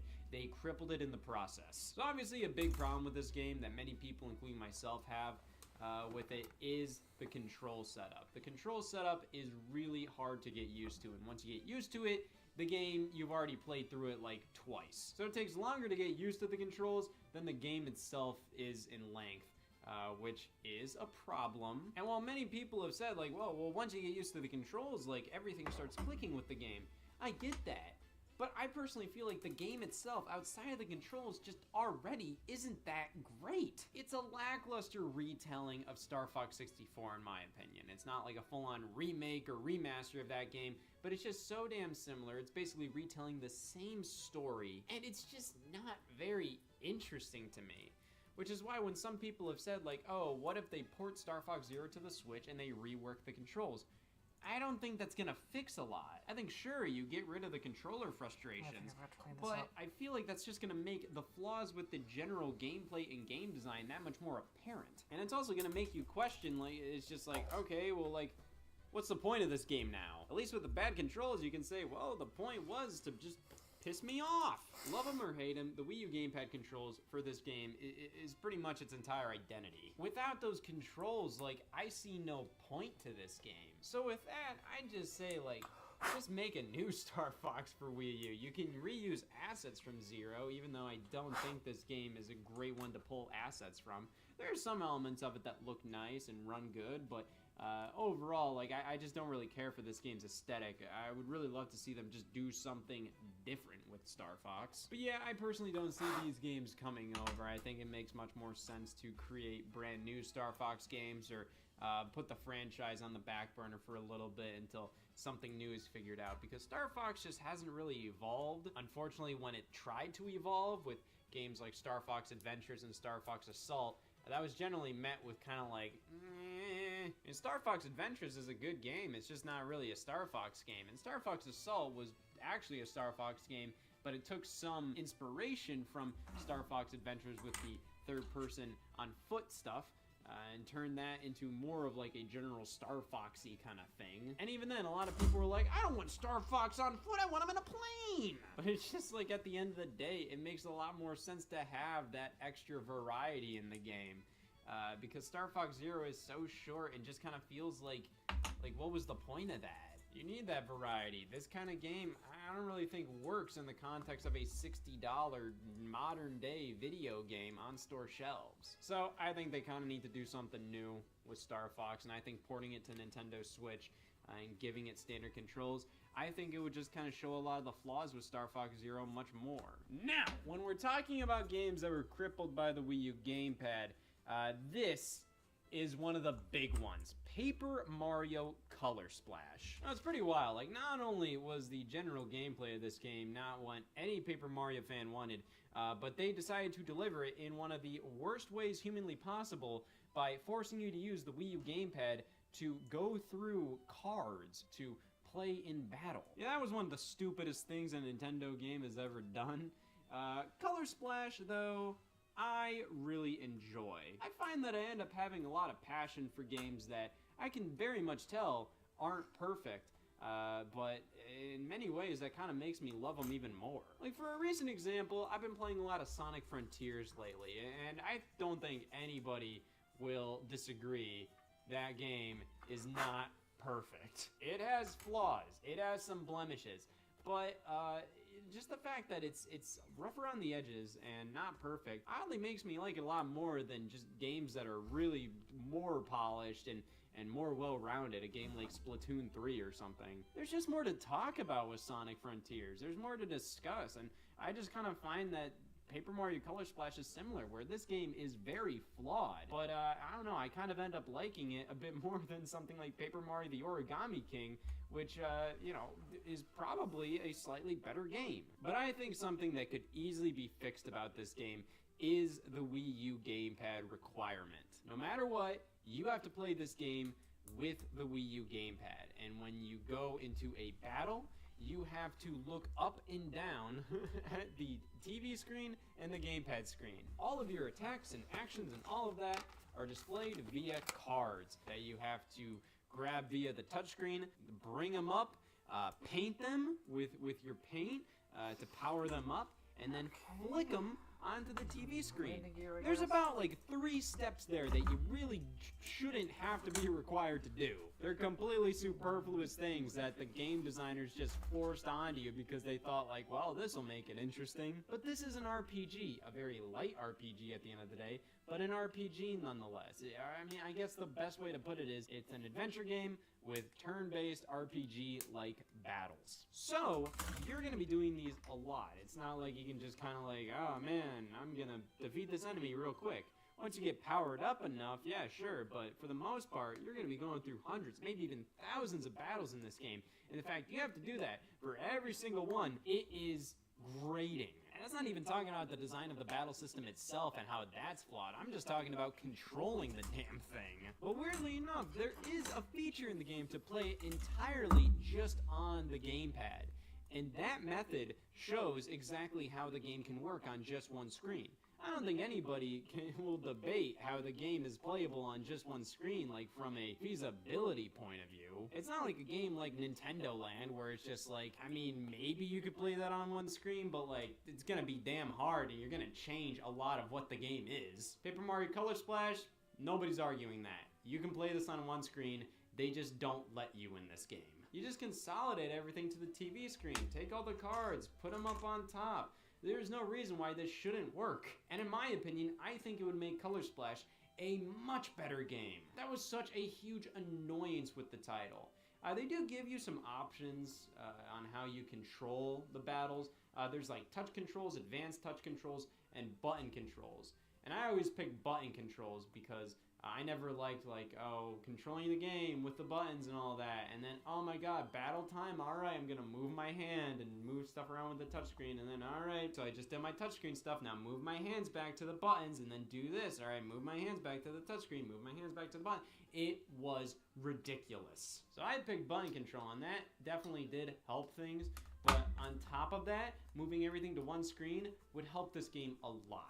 It wouldn't make it perfect, but it would make it a hell of a lot more enjoyable. Now, of course, Paper Mario the Origami King already came to Switch, and that one pretty much uses a lot of Color Splash's aesthetic and pretty much engine. So I feel like it's fair to kind of look at that as like, oh, that's Color Splash's replacement or equivalent on Switch. But they are very different games. Origami King and Color Splash are quite different at the end of the day. So I feel like when it comes time where Origami King has been out for long enough, so it's not like a Paper Mario Color Splash port is really going to take any thunder away from it. I feel like this could make sense on Switch. It's just an easy thing to port over, easily fill a gap in the release schedule, and also piss everybody off because you're porting Paper Mario Color Splash and not remaking a game like Paper Mario 64 The Thousand Year Door. That'll be really fun. This one's hard to gauge. Kirby and the Rainbow Curse. So this can work on Switch very easily. Though I'm not really sure how necessary it is to bring this game over because, you know, it's just kind of there. The best thing about this game, bar none, are the visuals. They are glorious. Probably one of the best looking games maybe of all time in my opinion, just from an art direction standpoint. I think this game looks incredible. The claymation art style was absolutely nailed in this game. And I just think it is so cool to see everything in motion, so cool to see the Kirby world in this clay style, especially the fact that it's animated so well. It's not done in like a cheap way, or it's not done in a stupid way or anything like that. It's perfect. The music's great, the game design, it works good, you know, like it's a sequel to Canvas Curse on the Nintendo DS, which was a really cool idea. Pretty much Kirby's a ball and you just move him with the touchscreen. You create a line for him to follow. It's an incredibly unique gameplay mechanic. But that's about as far as my praise for the game goes. And it's not like I don't like this game. It's not like there are like glaring flaws. It's more so just, it's just kind of there. It's an oddly forgettable game. I played and beat it the day it came out, and then afterwards I forgot I even beat the game. Like, I kind of look back at games that came out in 2015 and I thought like, oh yeah, it's a fine game, like a 7 out of 10. But I just don't really see it really doing much for anybody coming over to Switch. I mean, I'll take it. I wouldn't say no to it, but it's just, it doesn't leave that much of an impact outside of the visuals. And of course it can work well on Switch. You know, the Switch does have a touchscreen, so if you're playing in handheld mode, this game works fine. Outside of handheld mode though, that's where it gets a little tricky. Of course, I feel like the whole mechanic of drawing lines, you can do that pretty easily with a thumbstick. It's not going to be as intuitive, but you can do it. And of course on top of that, you can also use a gyro pointer to draw the rainbow lines. That's definitely possible. But taking how clunky that is into consideration in terms of being like the only way to control this game, I feel like it's something that just doesn't really make much sense to really put the time and effort into bringing over to Switch for it to end up just not working the greatest on a TV screen. And I also feel like using my finger in this game just wouldn't be as enjoyable as with a stylus. And of course, many Nintendo Switch games have been bundled with styluses. I mean, you just take a look at something like Brain Training in Europe. That came with a stylus. But I feel like there's a few too many asterisks with this game to really be that viable on the Nintendo Switch without a bit of work. Now, that doesn't mean they wouldn't put that work in, but I don't know. I just feel like with how just whatever this game is at the end of the day, there's a bit too many things stopping it from being like a pure no-brainer on Switch. It could totally work on Switch, but I just don't really think it's that viable on the platform. Now, this little bastard, I love this game. Yoshi's Woolly World, genuinely one of the best Yoshi games of all time. It may just eclipse Yoshi's Island, which is the default best Yoshi game of all time, one of the best platformers of all time. And Yoshi's Island is definitely probably, you know, the better game, because Yoshi's Woolly World is pretty derivative of it. It's just a good Yoshi's Island style game. But it's just so jolly to play this game. It is just so enjoyable, from the aesthetics to the gameplay, music, all of that. It just all comes together to be just like one of the most like heartwarming gaming experiences I've ever had. Just sit down in like a nice blanket and playing Yoshi's Woolly World is just so enjoyable. It all clicks. But of course, this game was ported to the Nintendo 3DS in 2017 with Poochy Yoshi's Woolly World, which is a phenomenal port. It's shocking to me that this being one of the best looking Wii U games of all time worked so well on the 3DS. They really translated it incredibly well. Where of course, yeah, like it's gonna look downgraded, but like it still looks like Yoshi's Woolly World. They did a phenomenal job translating that game to a horrible screen. But I feel like that port kind of stopped them from doing Yoshi's Woolly World on Switch. In addition to the fact they were already working on a new Yoshi game, pretty much a follow-up to Woolly World, Yoshi's Crafted World. That game is no replacement for this. This ain't a Splatoon 2, Mario Maker 2, Mario Tennis Aces, or Smash Ultimate situation. No, this is, like, these are completely different games. Crafted World isn't even like a 2D platformer. It's kind of like this weird 4-directional 2.5D pseudo 3D platformer. The art design, while, you know, going for a similar vibe, is still completely different. The music is genuinely worse, and the mechanics are completely different. The level designs are completely different. The story's different. Everything's different in Crafted World, even if they give off similar vibes of like, oh man, arts and crafts Yoshi. So Crafted World is no replacement for Woolly World, which is why I desperately hope that we've waited long enough since Crafted World so we can finally get to the real man's game. Woolly World is incredible. I absolutely love it. And I would love to see just kind of a deluxe port on Switch that includes everything from the Wii U version, the 3DS version, puts them all into one. I think that would be phenomenal. There's no reason why this wouldn't work on Switch. It's a 2D platformer, barely uses the Wii U gamepad, if at all. I can't remember anything that used it. So yeah, this would work flawlessly on Switch. My fingers are crossed, man. The NES Remix games, and to another extent, a couple of the eShop Wii U games, stuff like Dr. Luigi, down to Pushmo the World. wire Pretty much here. everything would work perfectly Go to the fine body of the on jet. Nintendo Switch.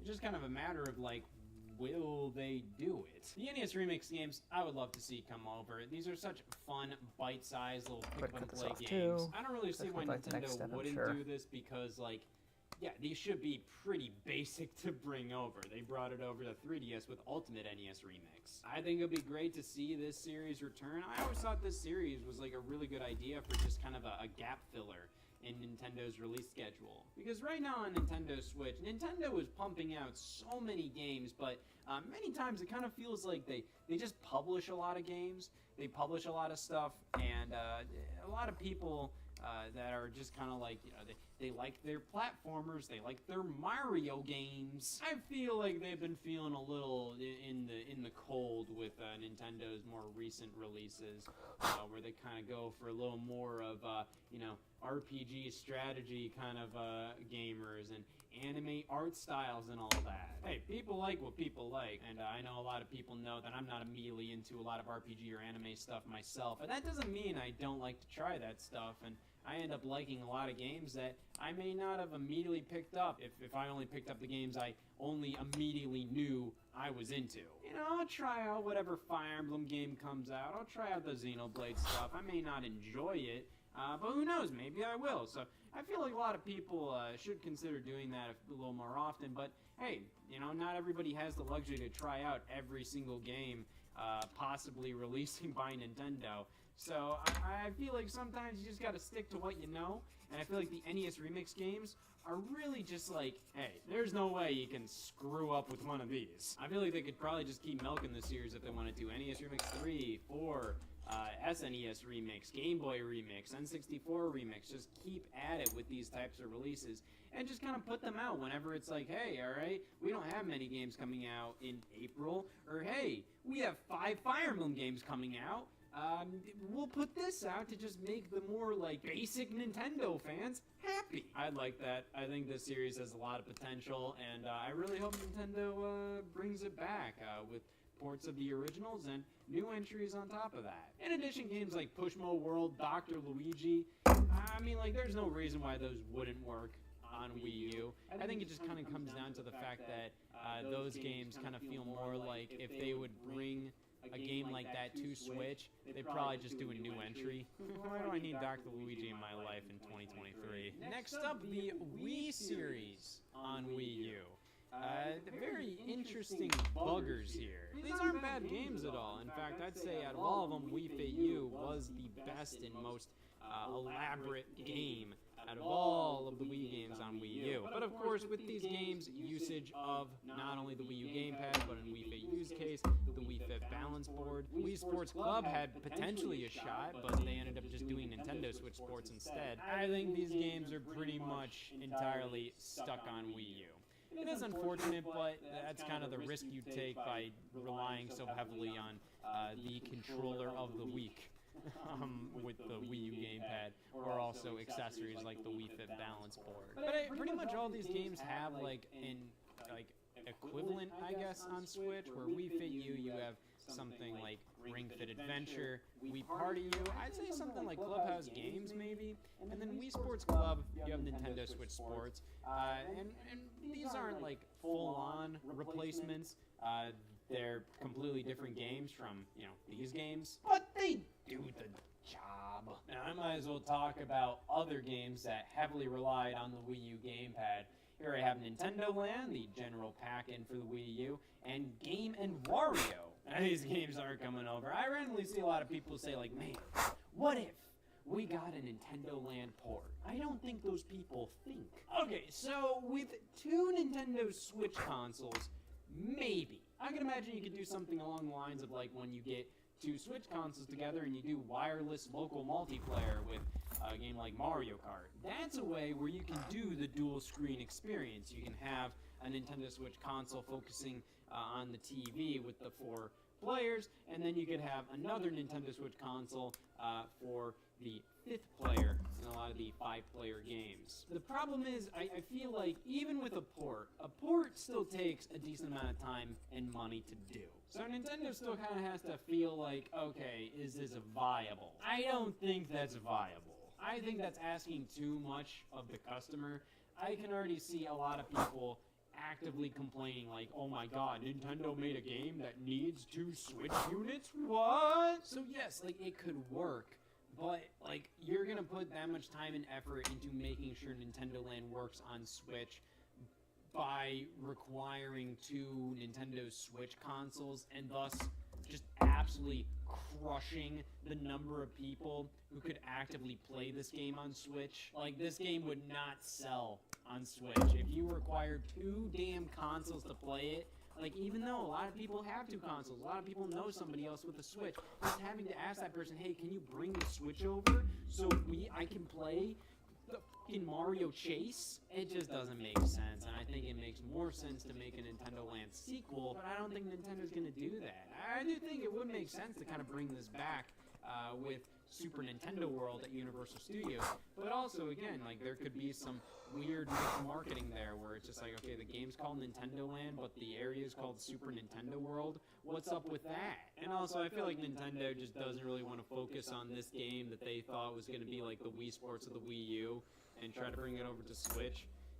And it may just make everybody go like, I don't need the Switch anymore, I'll return it. I didn't sell Wii U's. It might do the exact same thing to Nintendo Switch, even though they already sold Nintendo Switches. Game & Wario, yeah, this isn't gonna work. We already have a WarioWare on Switch. It's a good WarioWare game. It's not the same as this. Game & Wario is its own little All together here. but it's its own thing, and I really like it.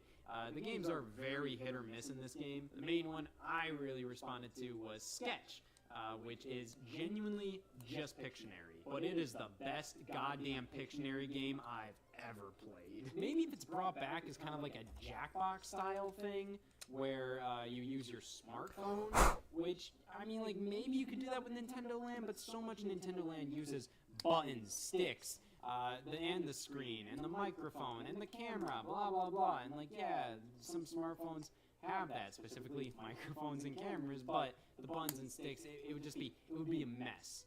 I think this needs a second Switch console if you're going to do this on Switch. I think Game & Wario, you could potentially do something like Jackbox, where, you just connect via smartphone. But at that point, why not just make an entirely new game? Why not make just a new Jackbox-style Game & Wario sequel? I just feel like, once again, it wouldn't be viable to bring this over. Like, you could do it, but the amount of hoops you'd have to jump through, I mean, like, why would you do that? Xenoblade Chronicles X has been a very debated game as to if or when it's coming to Nintendo Switch. The people at Monolith Soft have already said, like, man, we'd really like this game to be on Nintendo Switch. The problem is, it's just too damn big. This game barely ran on Wii U as it was. Like, you had to download so much extra content to get this game running in a suitable state. You'd have to download so many extra packs on the Nintendo eShop for this game. So you could download packs that would help with the graphics, packs that would help with certain elements of the game, packs that would help with the performance, all of this stuff to just help this game run on Wii U. It genuinely pushed the hardware to its limits, to a point that it couldn't function properly on just a standard disc, which does make this game, as it stands, not like definitive. Like, playing on Wii U, you're gonna have a compromised experience because you can't access the eShop anymore.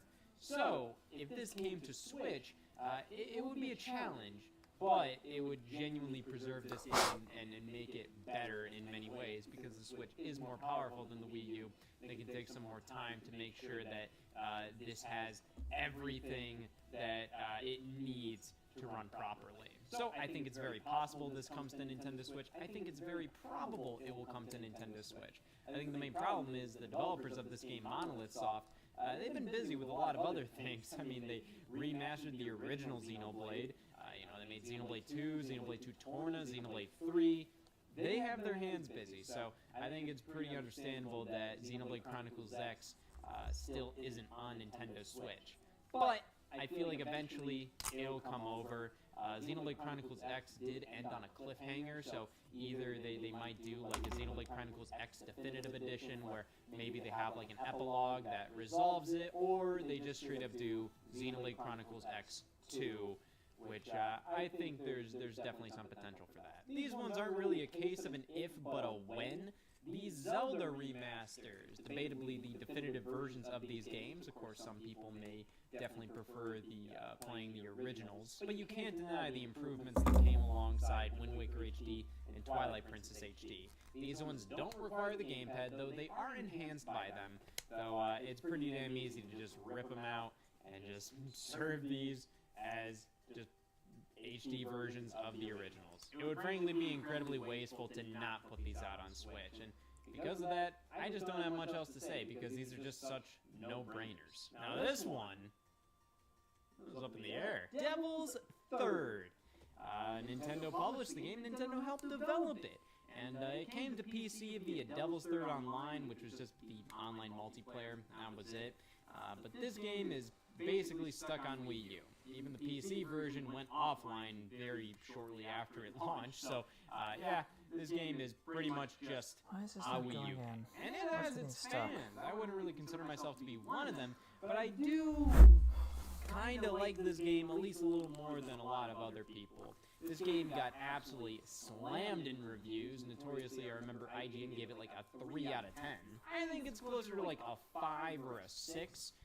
It plays well. I think the controls feel really fun, and it makes the game and combat really engaging. The problem is, it's just not very well designed. It doesn't run well. It's just kind of a gross feeling game, like in terms of like the story and just its themes, just how it looks. It's self-aware, but at the same time it doesn't feel like it's self-aware. So it's just like, it's fun for like a good laugh, but regardless of if you actually like this game or not, I don't think you can deny it has its problems, and it's not a perfect experience, and I don't think it's ever going to come over to Switch. Not because it couldn't work on it, but mainly because it's built off of Unreal Engine 3, and that's not supported on Nintendo Switch because, you know, it's so old, and because of how poorly this game was received, how poorly this game did, how it was more so like Nintendo released it out of obligation rather than they really wanted to. So I don't think it's very possible.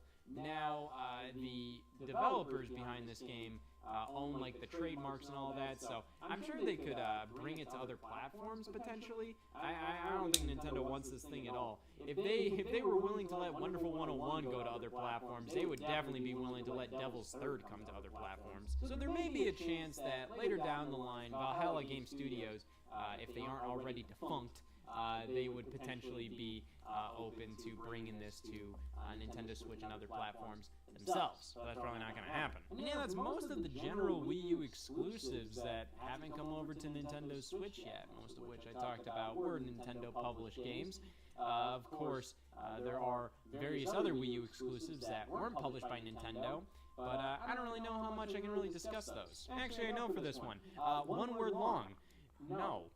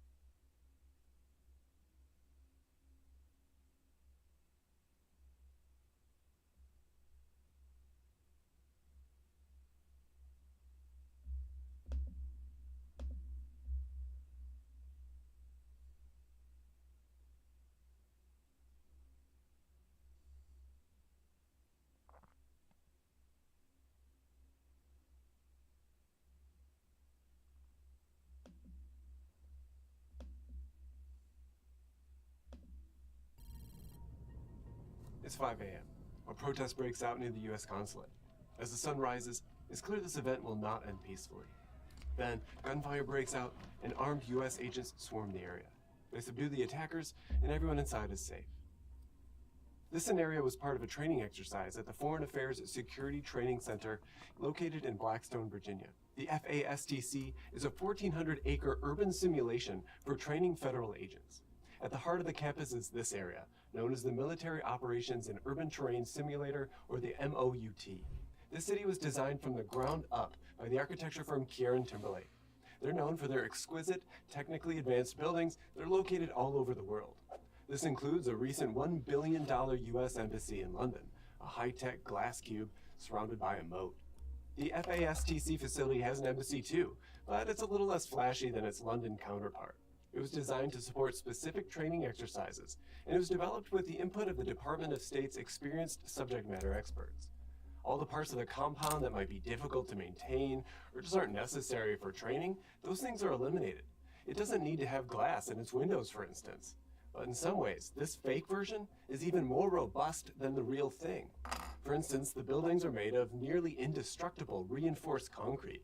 They need to resist the countless assaults and the real fires of mock attackers. The city is high-tech too.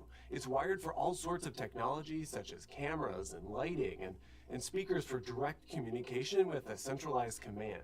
It's just not high-tech in the same way as the latest constructions in cities like London, for instance. Everything at the Military Operations and Urban Terrain Simulator is sort of like a cartoon or a caricature of a real city.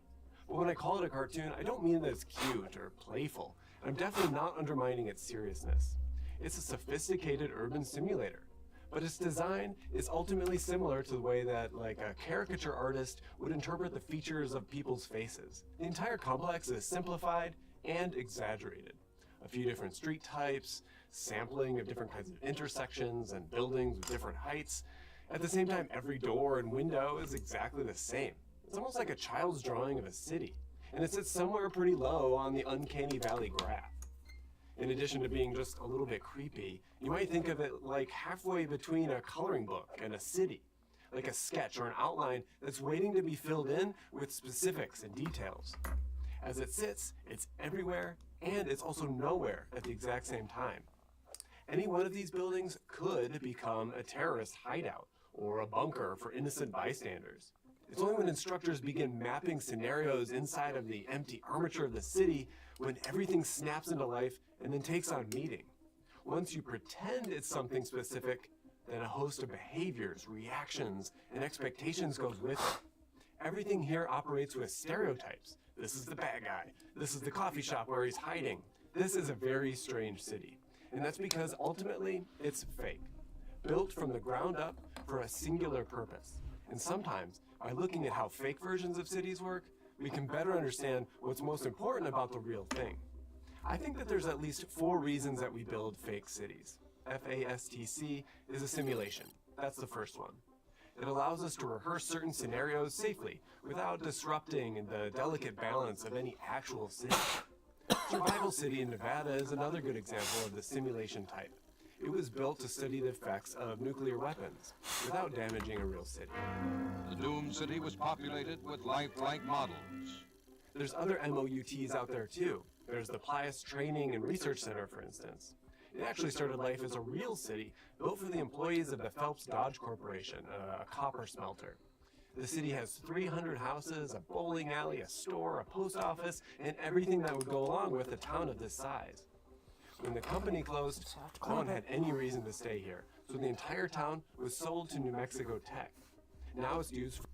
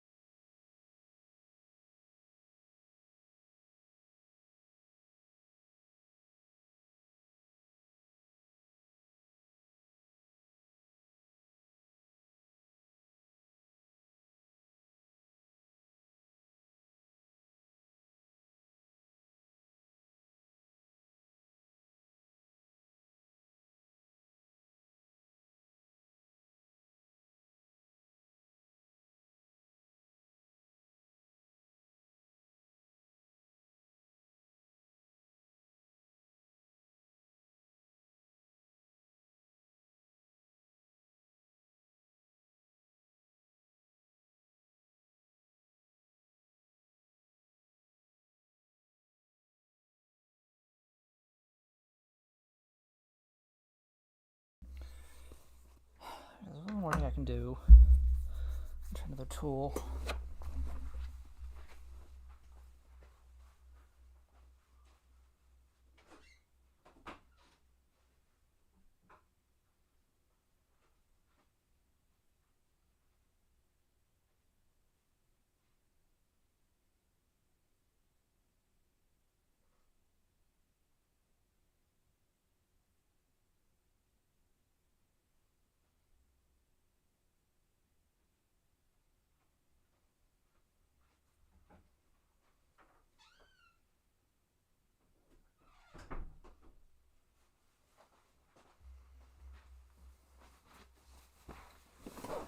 Try this.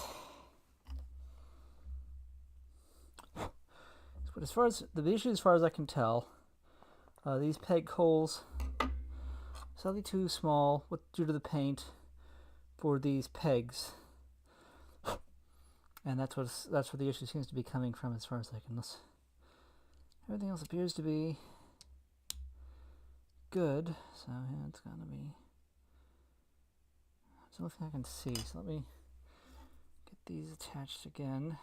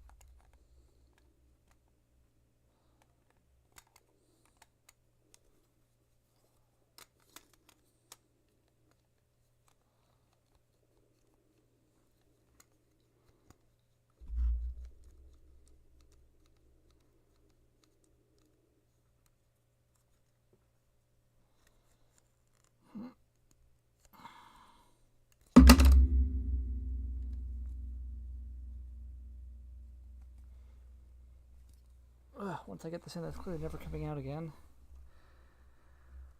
And turn it back on while I... For military training, first responders, and counterterrorism related work. But unlike the one at FASTC, everything is a touch more realism because it used to be an actual place, and it's also just that much more creepy. Since the area became dedicated to staging disasters in 2004, they've actually expanded the fakeness to include 6 realistic, other than American or OTA settlements. 4 of these are made with pressed earth, and there's a marketplace and a village of 130 rooms and others. Real cities are complex ecosystems, and these kinds of fake versions are part of a proactive approach to stage alterations and ways of navigating them without harming the real thing. We have that moral obligation when there are actual real-world life or death consequences. We're sending people to some of these very challenging locations. We owe it to them as U.S. citizens to make sure they're prepared. But not all simulation cities are for military purposes. The firm Perkins and Will master planned a fake city is called Pegasus for the company's City Lab. It's large enough to house 35,000 residents. It included an entire fake mall, an airport, city hall, churches, power plant, highway suburbs, townhouses, and downtown office buildings. Yet none of those things were ever intended to be inhabited by people. These are all designed to test various urban technologies and things like drones. There's also places like M-City in Ann Arbor. It was designed for testing autonomous vehicles in the early stages of their development. Here there aren't even real buildings, but from the perspective of the sensors and cameras of a car, everything looks normal and includes a range of conditions that one would encounter on a typical car trip. It has multiple road surfaces and a variety of road markings and crossings like pedestrians and railroads. There's also a large straightaway, access ramps, curves, and things like that. Of course, it has traffic signals and traffic signs. There's also a simulated tree cover, and then buildings are just these large, flat cutouts. M-City doesn't look anything like the military operations in the urban terrain simulator. Buildings aren't concrete boxes, for instance, they're just flat billboard images of buildings. Each simulation represents the city in ways that are tailored to seem realistic, but only from the vantage point that they're supposed to be seen from, a car or down the barrel of a gun. False fronts like the ones at M-City show up a lot in fake cities though, and it was the most important feature of the most famous one. That has to be the fake cities of Grigory Potemkin that were erected along the Dnieper River in 1787. That's when Catherine the Great, the Empress, planned a trip for herself and a few foreign dignitaries to tour and witness the prosperity of the Russian Empire. But things were looking a little bit bleak at the time from the perspective of the river, so the enterprising Potemkin shored things up a little bit by supplementing the route with billboard-like constructions of vibrant cities. Because they didn't have foundations or anything else permanent, the urban images could be set up just in time for the boat to pass by. Once past, the cities could be dismantled and then transported further down the route for redeployment.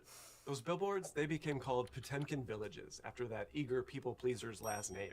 And while most historians believe the story is fake, the phrase Potemkin village has stuck around and has come to mean any prop that's only purpose is to make something look better than the reality. This is the second type of fake city on my list, ones that are used as propaganda.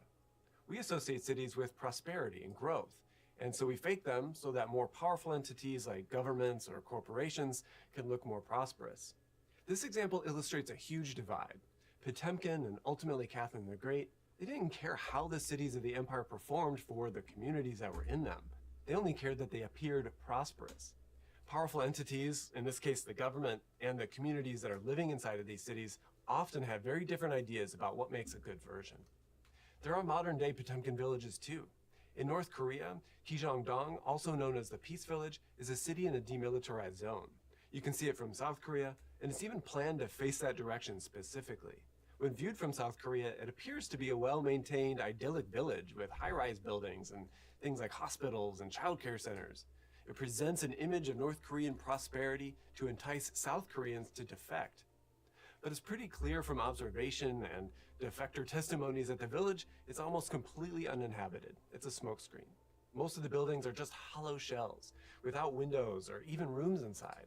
Lights are set on timers so they go on and off in realistic ways, all for the sake of maintaining the illusion of normalcy. It's also home to some of the world's largest flagpoles. One of them holds the North Korean flag that's so big that it weighs 270 kilograms or 600 pounds. Clearly, this fake city is only about sending the message of prosperity. Its entire existence is about psychological and propaganda warfare. In this sense, fake cities are gateways to imagined worlds. Things like false fronts or giant flagpoles present images of heightened and parallel realities. This is also the goal of places like amusement parks, like Disneyland or Universal Studios. These places are masters of illusions that use fake cities to offer an escape. I think that this is the third type of fake city on my list. Ones that are meant to transport us mentally and allow us to relax and ultimately just take our money. These spaces are designed to be immersive. They allow visitors to step into a different world, be it a fantasy kingdom or a futuristic city or a recreation of a historic town. The streets built to commemorate the old Wild West. The intention to detail here is vital for pulling off the effect, with every building, street, and prop contributing to a cohesive visual narrative. These environments, they're not just about what they look like either.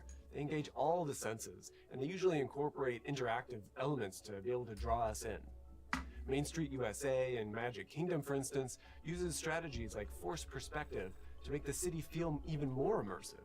The edges of the street are angled so that the length looks longer when you arrive, but then shorter when leaving at the end of the day. Similarly, the first floor is built at a normal 1-to-1 scale, while the upper floors of the buildings are smaller. And this makes them look further away, and so the overall buildings look taller. There's also an entire city underground that helps the top layer to work without ever getting cluttered up.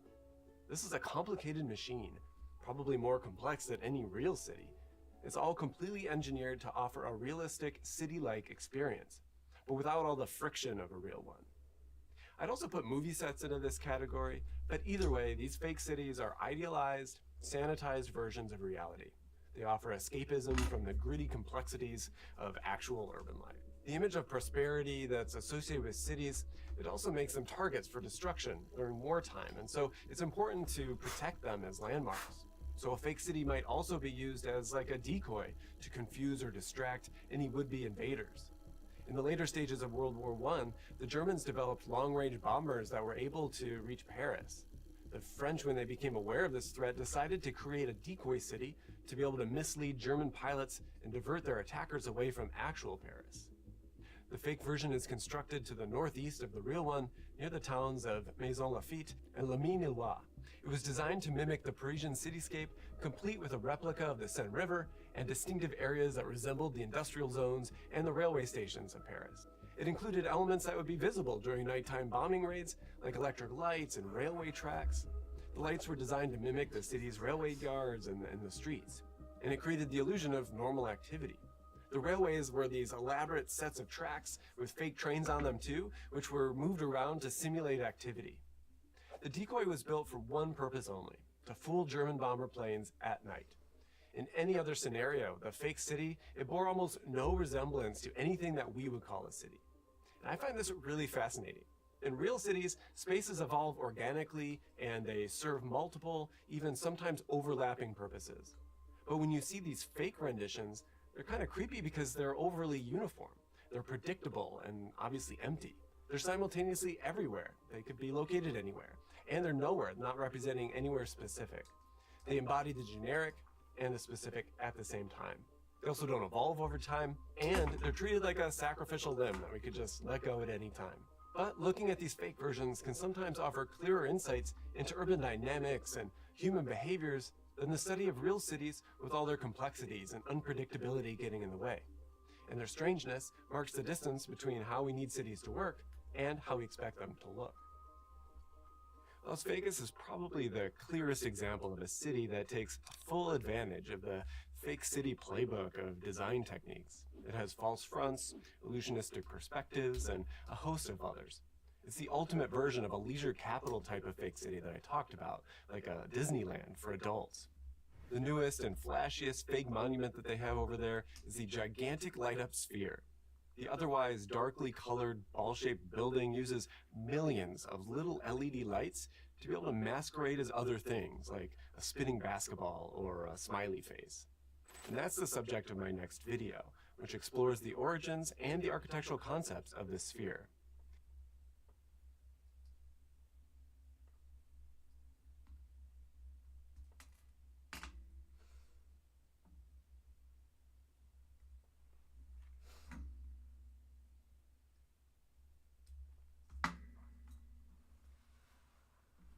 I need to sand down these pegs somehow.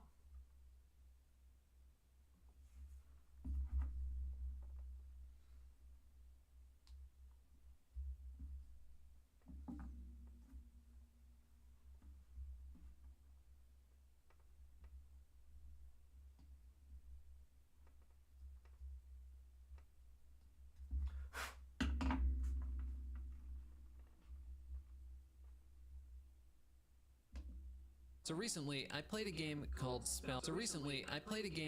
Spellrune. It's a game with 26% positive reviews on Steam, and it's a shameless Slay the Spire clone. Spellrune copied Slay the Spire's game mechanics one for one, and even stole the UI. It was bad, and the game didn't even function after my second fight, no matter how many times I restarted. So I thought it might be good to make a video about these kinds of indie game ripoffs, because as much as I love seeing games inspired by my favorite games, it's not right to plagiarize other people's work just to make quick money.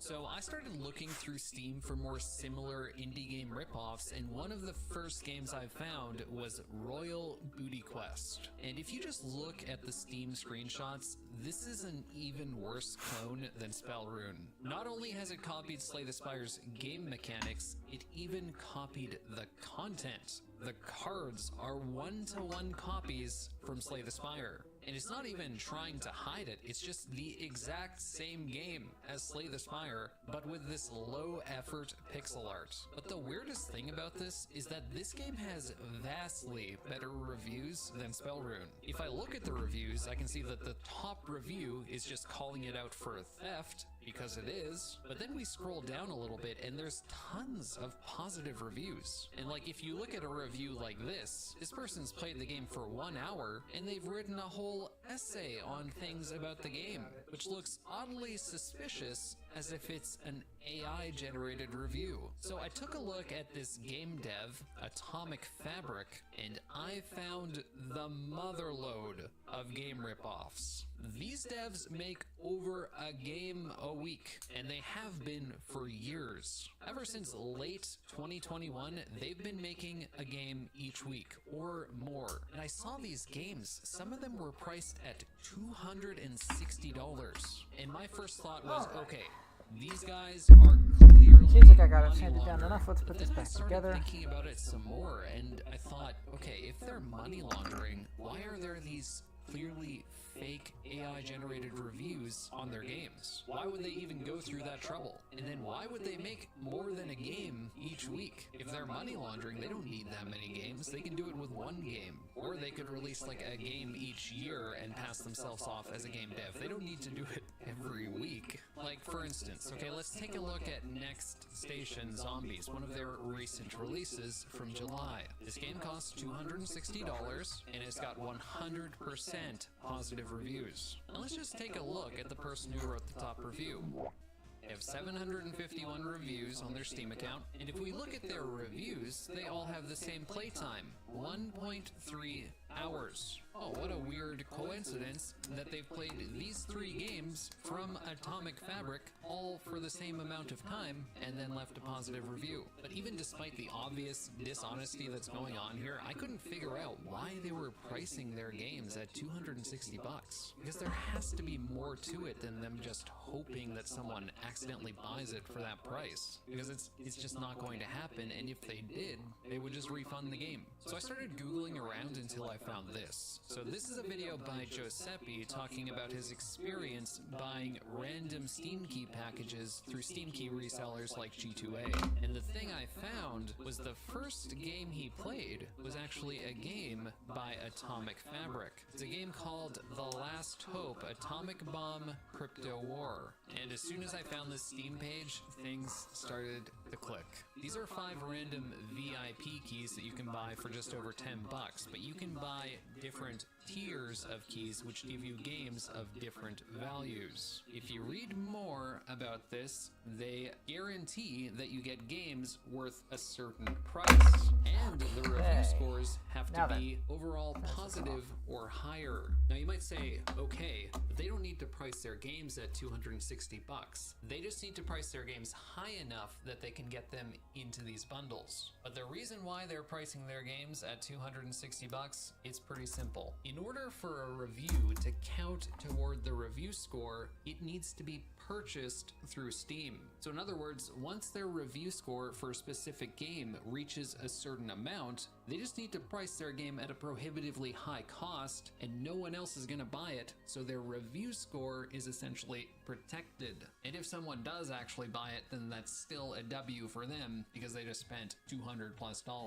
Now I looked into how many keys these devs can get, and for each game that they release, they can get up to 5,000 keys, no questions asked. These 5,000 keys can all be sold to Steam key resellers who are offering these key loot boxes, and that's just pure profit. They can just spend half a week on a game and get 5,000 keys and sell them to all these different vendors. But I thought, okay, maybe I'm being too cynical here. Maybe I'm being too skeptical. So I'm gonna buy one of these game key packages, and I'll be back in a minute to show you what I got.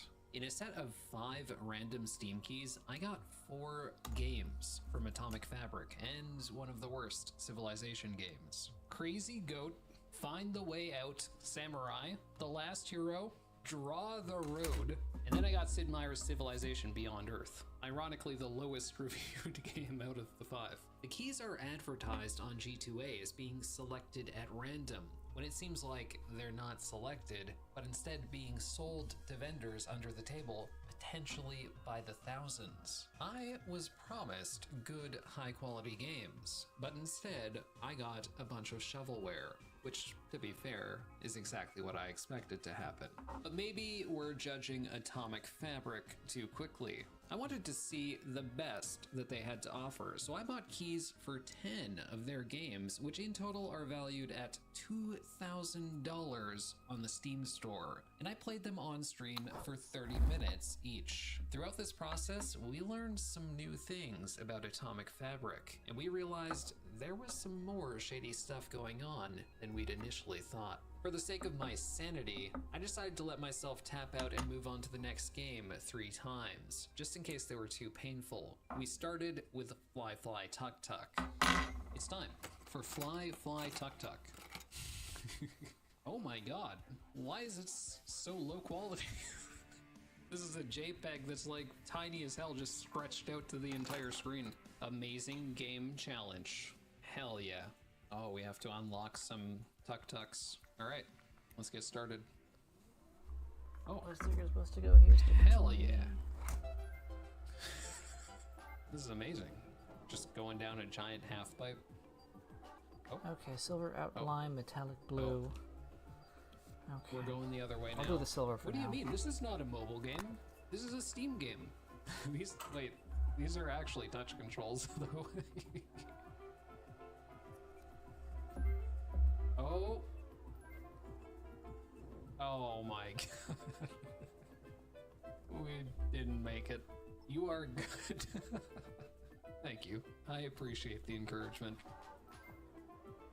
Oh. Perfect. Alright. We got 750 coins too. Wait, is this the same? Oh no, there's a little boost strip. It's different. Oh! Oh my god. Why didn't I hit that sooner? I'm gonna go over top the level. Jesus Christ. Amazing. Oh, this level's different. A little sloppy there, whatever. You actually have to drive. It's Okay, and not then just the a helmet straight goes in the ramp. back here. It's a circular ramp. There's the ramp. No, it's just the same thing as before. Oh shit, I'm spinning. Jesus, we're going to fucking heaven. Oh, no, we're still going to the finish line. Awesome.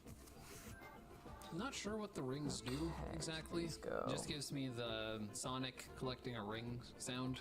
Slow down. No.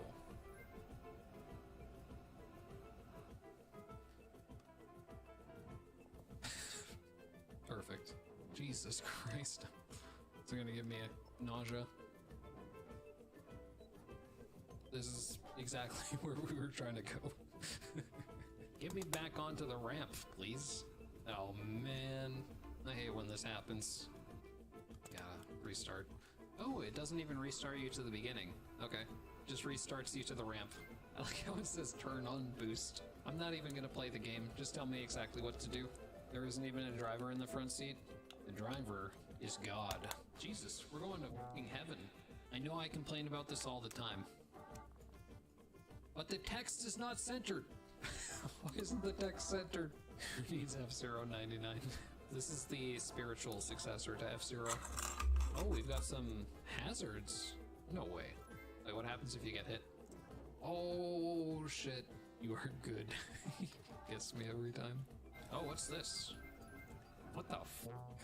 What the fuck is that? What are these boulders? They just go through the ground. Are we done? I was having such a good time. I'm buying the Tuk Tuk made out of gold. Wait. I can't buy it. The buy button doesn't do anything. Oh, it's 9,000 real dollars. Oh, it's not in-game money. It costs 9,000 real money. All right. We're gonna play And then Cowboy this Girl. piece, I guess, is a stand. Yeah, stand attachment. Okay. Ignore that. This is safe for work, right? This is safe for stream, right? Should this be Cowgirl? No, it's Cowboy Girl. It's Cowboy Girl. Okay, don't question it. WASD space. That's the controls. Her face. What do you mean? Isn't that a beautiful face? Yeah, let's play. Oh, I can see my butt cheeks. Ignore that. Totally normal. Why does the screen flash like that? Why? Why? So you have to wait for the reticle to appear, and then you hit I have one spacebar. on my person. Otherwise, you Well, I've just got one hit right upstairs, and but left. Yeah, circles. I'm slightly concerned, but it's okay. I think. I hope. Actually, I'm tapping out. We're done with this game. We're done with that game. Next up, we have Alright. the Smash Cars Tournament. about First, 80% let's of look Dyna at Wing. This game trailer. Do the black No bits on music. the wing here. Very suiting music for a car arena tournament game. Okay. Take a look at this. Does this look similar to what you just saw in that trailer? Does this remind you of anything? So surely Smashy Drive copied Atomic Fabric, right?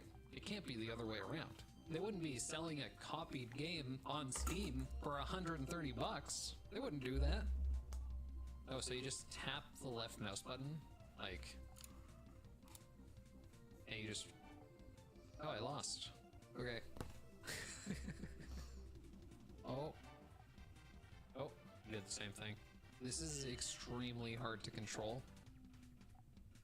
Oh my god, I just tapped it for like a millisecond.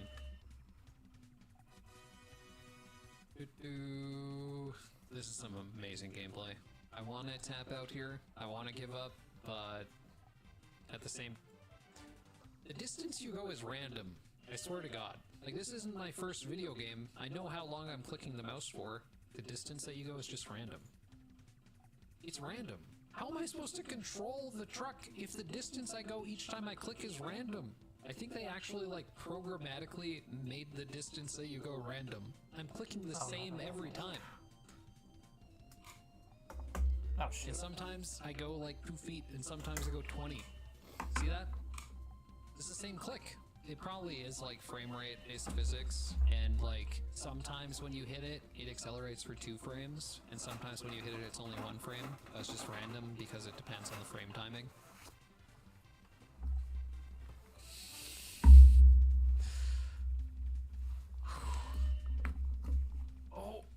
Oh my god. What the hell is that? What did I just drive past? What is this purple shit? Yeah, this is like a missing texture, I think. Okay.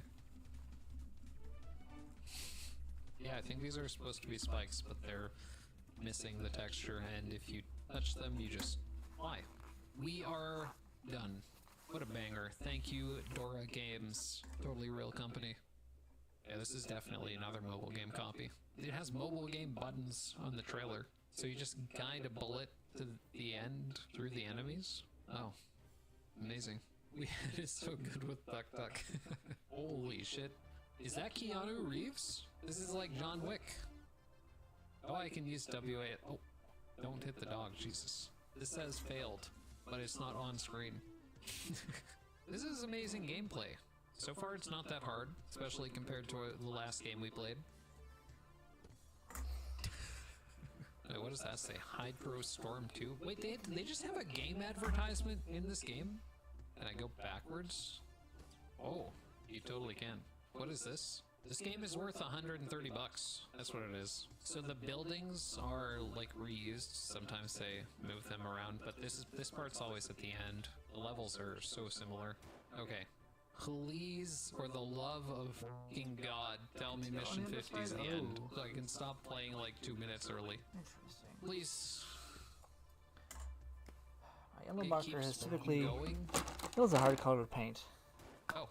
That's why I've been avoiding it. But let me just. Oh, Okay. See what happens. This is mission 1 B-side, actually. Can I fly into the building? Yep, you can fly into the building, alright.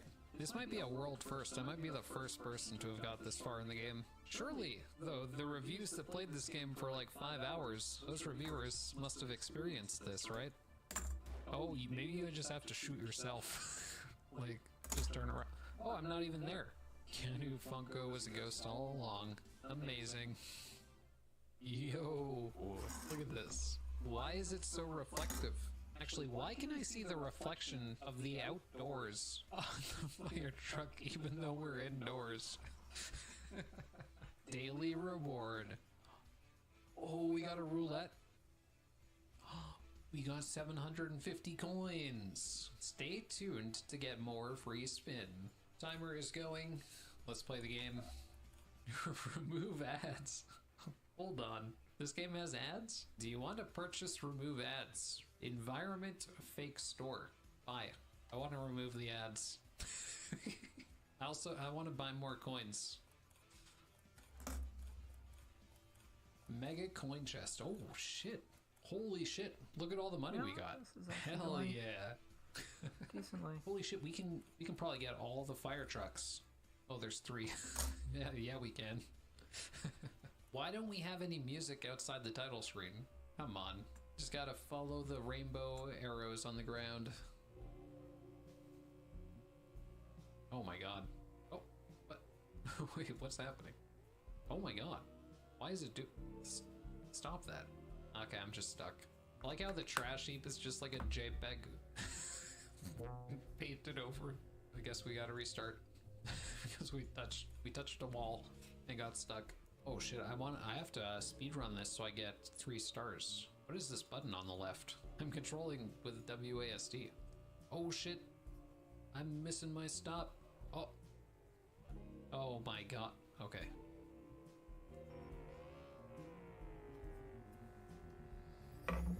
What is the text on that button? I beat the first level! I got 1.8 stars. Wait, is this the same level? Alright. Same level as before. No, but the fire's in a different spot. Oh, it says button. It says button. I had to like get closer to the screen. Alright, time for level 3. Fly Tuk Tuk had much better physics, gotta say. Not even hitting the cars, I'm just fucking shooting past them. Okay, so there's 10 levels. Okay, we can do that. My ears get blasted every time I get into this scene. The audio just spikes. I actually think Fly Tuk Tuk is like the best game we played so far, by far. Shouldn't we have passed the 10th level by now? Maybe are we just replaying the same level over and over? Maybe it extends past 10 levels after you get to the 10th level? Let's check. Yeah, we beat the game! The King's Castle. I wonder which mobile game was copied this time. You can see the developer used the same assets as Fortress Defense Complete Game and King Bird Defense by Fox Games. Holy shit. This guy has like a list of games that Atomic Fabrics made that are copies of other mobile games. Okay, there's no music or anything on the screen. There's just a play game button. I mean, that's what I want to do anyway, so it's fine. Oh, music. What is this screen? I just have to click on this. Oh, what? What is going on? Oh, there's the main menu. You can see the main menu if you scroll through the map. Wow. Where's the cash shop on this one? I just want to get all the gold from the start. Step bordering the Orc clan. Remember, this game is 260 bucks. What? Oh, you have a max unit count. Oh, they're attacking my castle. Oh shit! My castle's dying! Tips upgrade army. I lost again! Tip upgrade army. So I just need to create a death ball. Okay, we're good. Oh, what? Oh, you can combine your units together. Oh my god, but now they're attacking the castle. Dude! Dude, get the goblin! Fight that guy! He's killing the castle, dude. Come on. Oh my god, please. Please. Jesus Christ. Oh shit. No, no, no, no. No. No. Stop. Stop. I'm doing my best. Oh shit. Please. Oh, they just ran past me. They just insta-killed my castle. You guys see that shit? They just walked straight through it like it wasn't even fucking there. We might need to tap out on this one. This game is rough. Stop. Stop walking backwards. Okay. We won. Tips, upgrade army. Oh, okay, thank you. Finally, I can actually upgrade the army. Wait. All the upgrades cost 100, and I only got 50. Dude, it cost 5,000 to get a different unit, and I got 50? I had to tap out of the King's Castle. The game was just broken, and the only reason why I even beat the first level was just pure luck. But now I'm going into the mixed review score games with just one tap out remaining, and I've got to get through 4, starting with The Hidden Ghost. Oh, it's by Beam Bong Games. What other games have they? Oh, it's Atomic Fabric. You actually click on it, it goes to Atomic Fabric. But it's not Atomic Fabric, guys. It's Beam Bong Games, okay? Alright, let's look at this gameplay. Oh, it's like reverse Pac-Man. Alright, let's play The Hidden Ghost. I'm excited. Oh. Where have I heard this music before? What is this UI? This is offensive.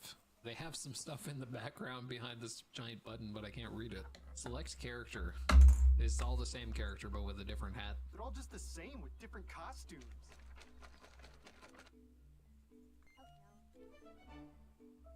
The picture is over top of the retry button. Can I still click it?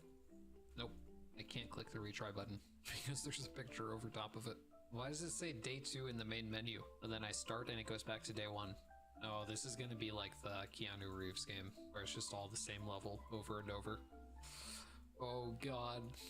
If I die, I have to restart from like the very... Oh! Okay, if you hit the retry button fast enough, like before that artwork pops up, you can still hit it. I died? I killed both the enemies. Hurry the fuck up, game. Keep up. What? Oh no! I can't get the retry button. I have to start over. Oh my god. Oh wait, I'm on day 9. What? It was starting me back at day 10 before. Or day 1, sorry.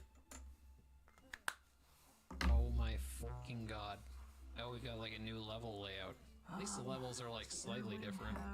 Oh no, we're just back to the previous level layout. Okay, the levels aren't really that different. There's like a few layouts, and they just kind of get tossed in randomly. This is the exact same as before. So it's just like random? They don't even have like level design, it's just randomized? Or did they manually place these? This is the same level 3 times in a row. This is the same goddamn level 3 times in a row. Jesus Christ. Is it just gonna keep being the same level every time? Yeah. Does this count as beating the game? This is like 10 times in a row. So we beat the game. I think we can officially say that much. What is happening? I don't know anymore. Oh my god. This music, really? Warning, asset flip. Once again. The asset in question is Crashy Racing by SGLib. Yep, it's the exact same game. Look at this. Oh, looks kind of familiar, doesn't it? Actually, this looks better than the other one. Wait, it actually says Crashy Racing, like the game they stole from. They didn't even change the title screen, and they put it on Steam under another name. Select character. I mean, car? If this is an endless runner game, then I'll have to go for 30 minutes, I guess.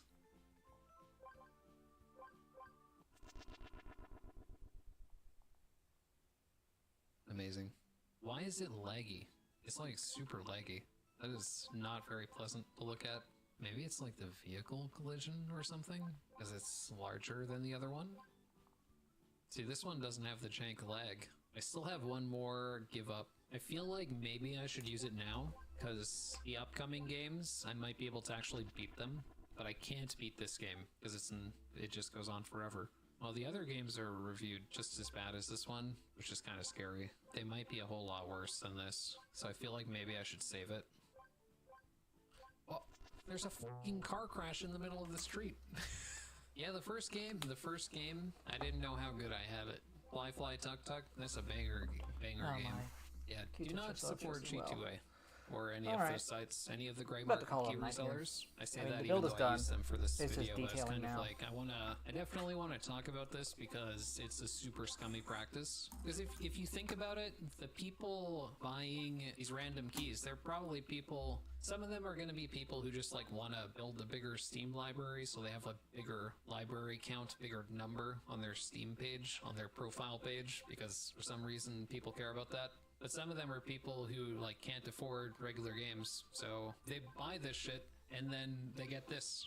And I think that's kind of sad. That's kind of deceptive and exploiting people, especially when these games themselves are being stolen. So you're fucking over not only the people who are buying your product, but you're fucking over the devs of the game that you stole. Like, that's insane. Thank fucking God. Supreme race on highway. Where's the race? I'm just driving down the highway. What the hell is this image? School bus driver simulator. Wait, where have we seen this? Where have we seen this screen before? This UI also reminds me of something. You know how you know that it's a school bus? It just says school bus on it. It says school bus on the back and on the top. This game may be a virus. Oh my God. I ended up with my computer getting really hot after installing it and stuttering a lot. I removed it from my computer and it seems to be going back to normal. Someone gifted this for me when it was originally 99 cents, but on sale for 79 cents. Don't buy this asset flip, not even to make a video about it. Wait, oops. Despite the store page proudly claiming more than 10 levels with different routes, there are exactly 10 levels, so just like in the fire truck game. And the routes often repeat as well. So this is probably the same as the fire truck game. Alright, let's play. Where have I seen this wheel before? Oh, I got 1500. Stay tuned to get more free spin. Will do. I want the school bus with the fastest speed. That'll put all that back together. This is the best one I can buy Just right take now. my pictures and call it a night. Well, that's running. Let me go get my scan. Sounds like a fucking race car.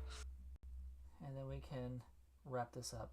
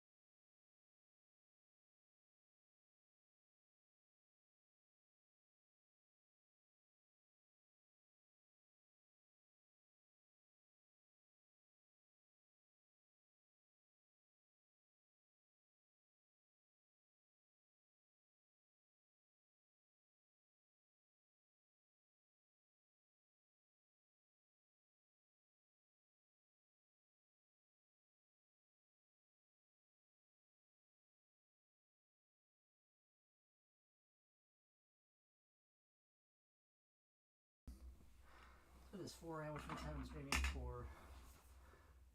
2, yeah, about close to 3 hours now. So yeah, we're just gonna reassemble the wing here.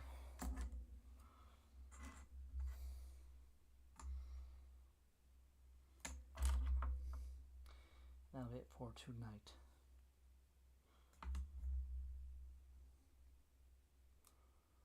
so keep painting it on my own time and just show off how it looks.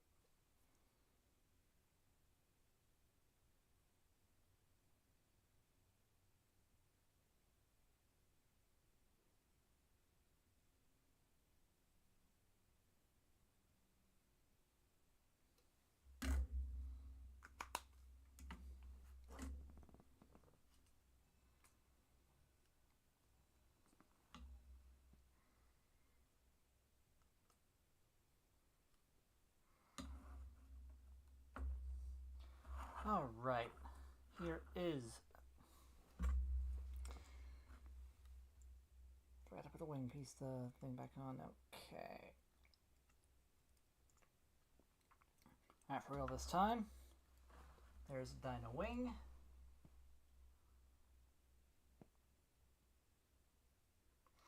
And it's supposed to be able to combine with Dyna Soldier. Got the instructions. Buried.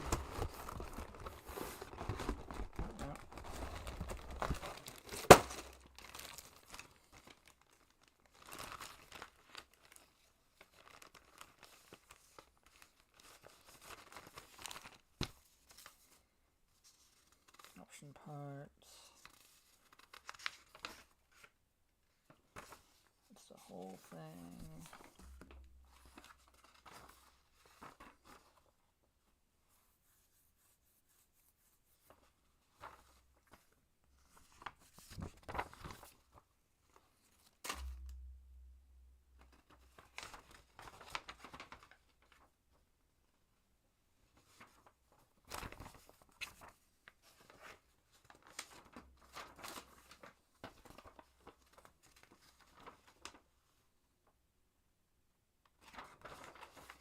Instructions not tell you how to do it.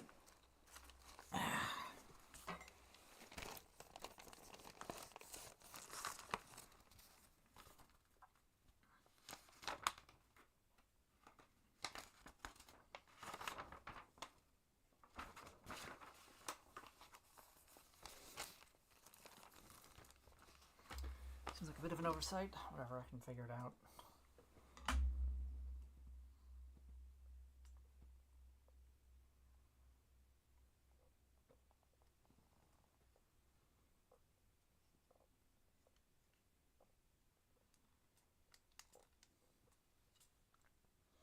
Get the stand post out.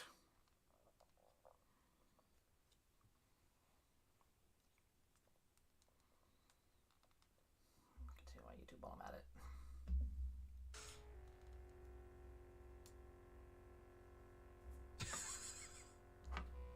I just let the kid off in the middle of the street. just gets hit by a car. Bus driver, I don't think that's how you're supposed to do it. Where's your stop sign? Don't worry, kids are expendable. I'm here for the money. Let's make the kid walk into the middle of the street. If we speedrun this, we can move on to the next game and then immediately quit out and then end the stream. Not that I want to rush this gameplay. I want to take my time and enjoy it, but I mean, does this game freak out if you hit a wall? Oh yeah, the camera still freaks out like in the fire truck simulator. You just touch a wall, any wall, and your camera just freaks out. Also, I'm not bringing them to any school. Did anyone notice that? Okay, we just got a few more levels to go. Why is this door just open? That's dangerous. It's pretty impressive that they made a school bus simulator where there's no schools. You just fucking drive around in circles, drop kids off at random places. We beat the game! Watch. I hit the next button. We're done. All 10 levels completed. It is time for the last game. The Last Hope Atomic Bomb Crypto War. Oh boy. The ongoing struggle between mobsters, terrorists, and President John Trump has now shifted its focus towards cryptocurrency. Your mission, while not as easy as it may appear, is to locate the cryptocurrency farm and put an end to this senseless war once and for all. Interesting? If you're looking for a challenge of going from point A to point B by way of bulleting some bad guys in the face along the way, this game delivers it, and it's bearable. It's bearable? The shooting is normal.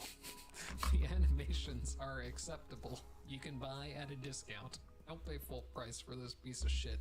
Basically what you're telling me. Okay. Alright, new game.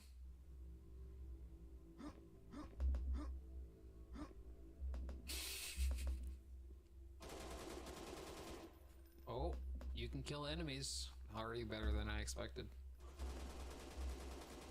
Why is it so foggy? Why is the music Oh, did I not take? changing based off my camera?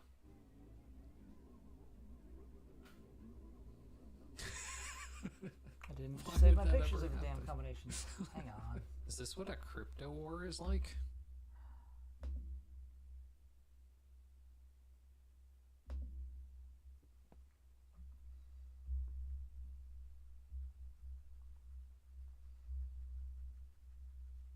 No, it's upside down. It goes.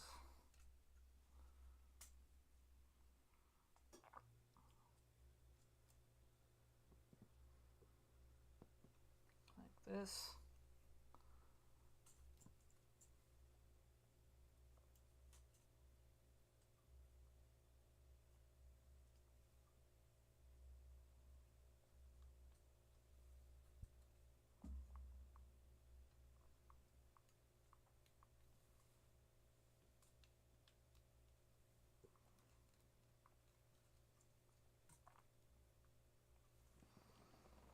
Should be this.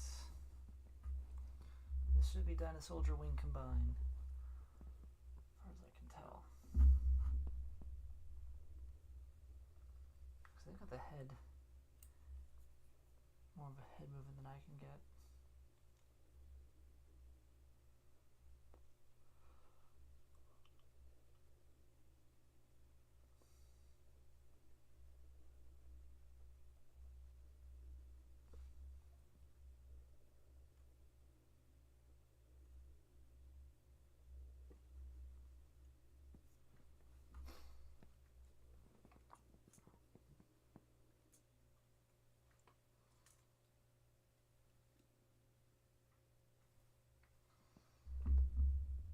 Yeah, so it just sits in the back there. Cool.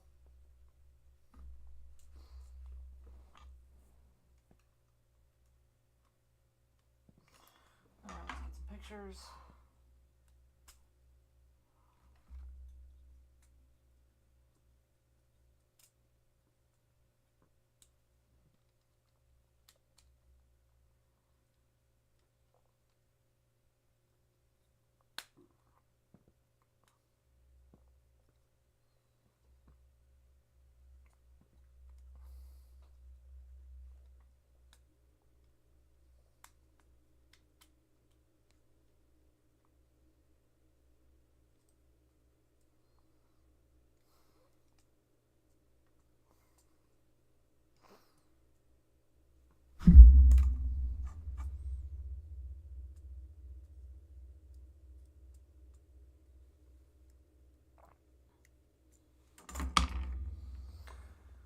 Let's get everything out of the way here.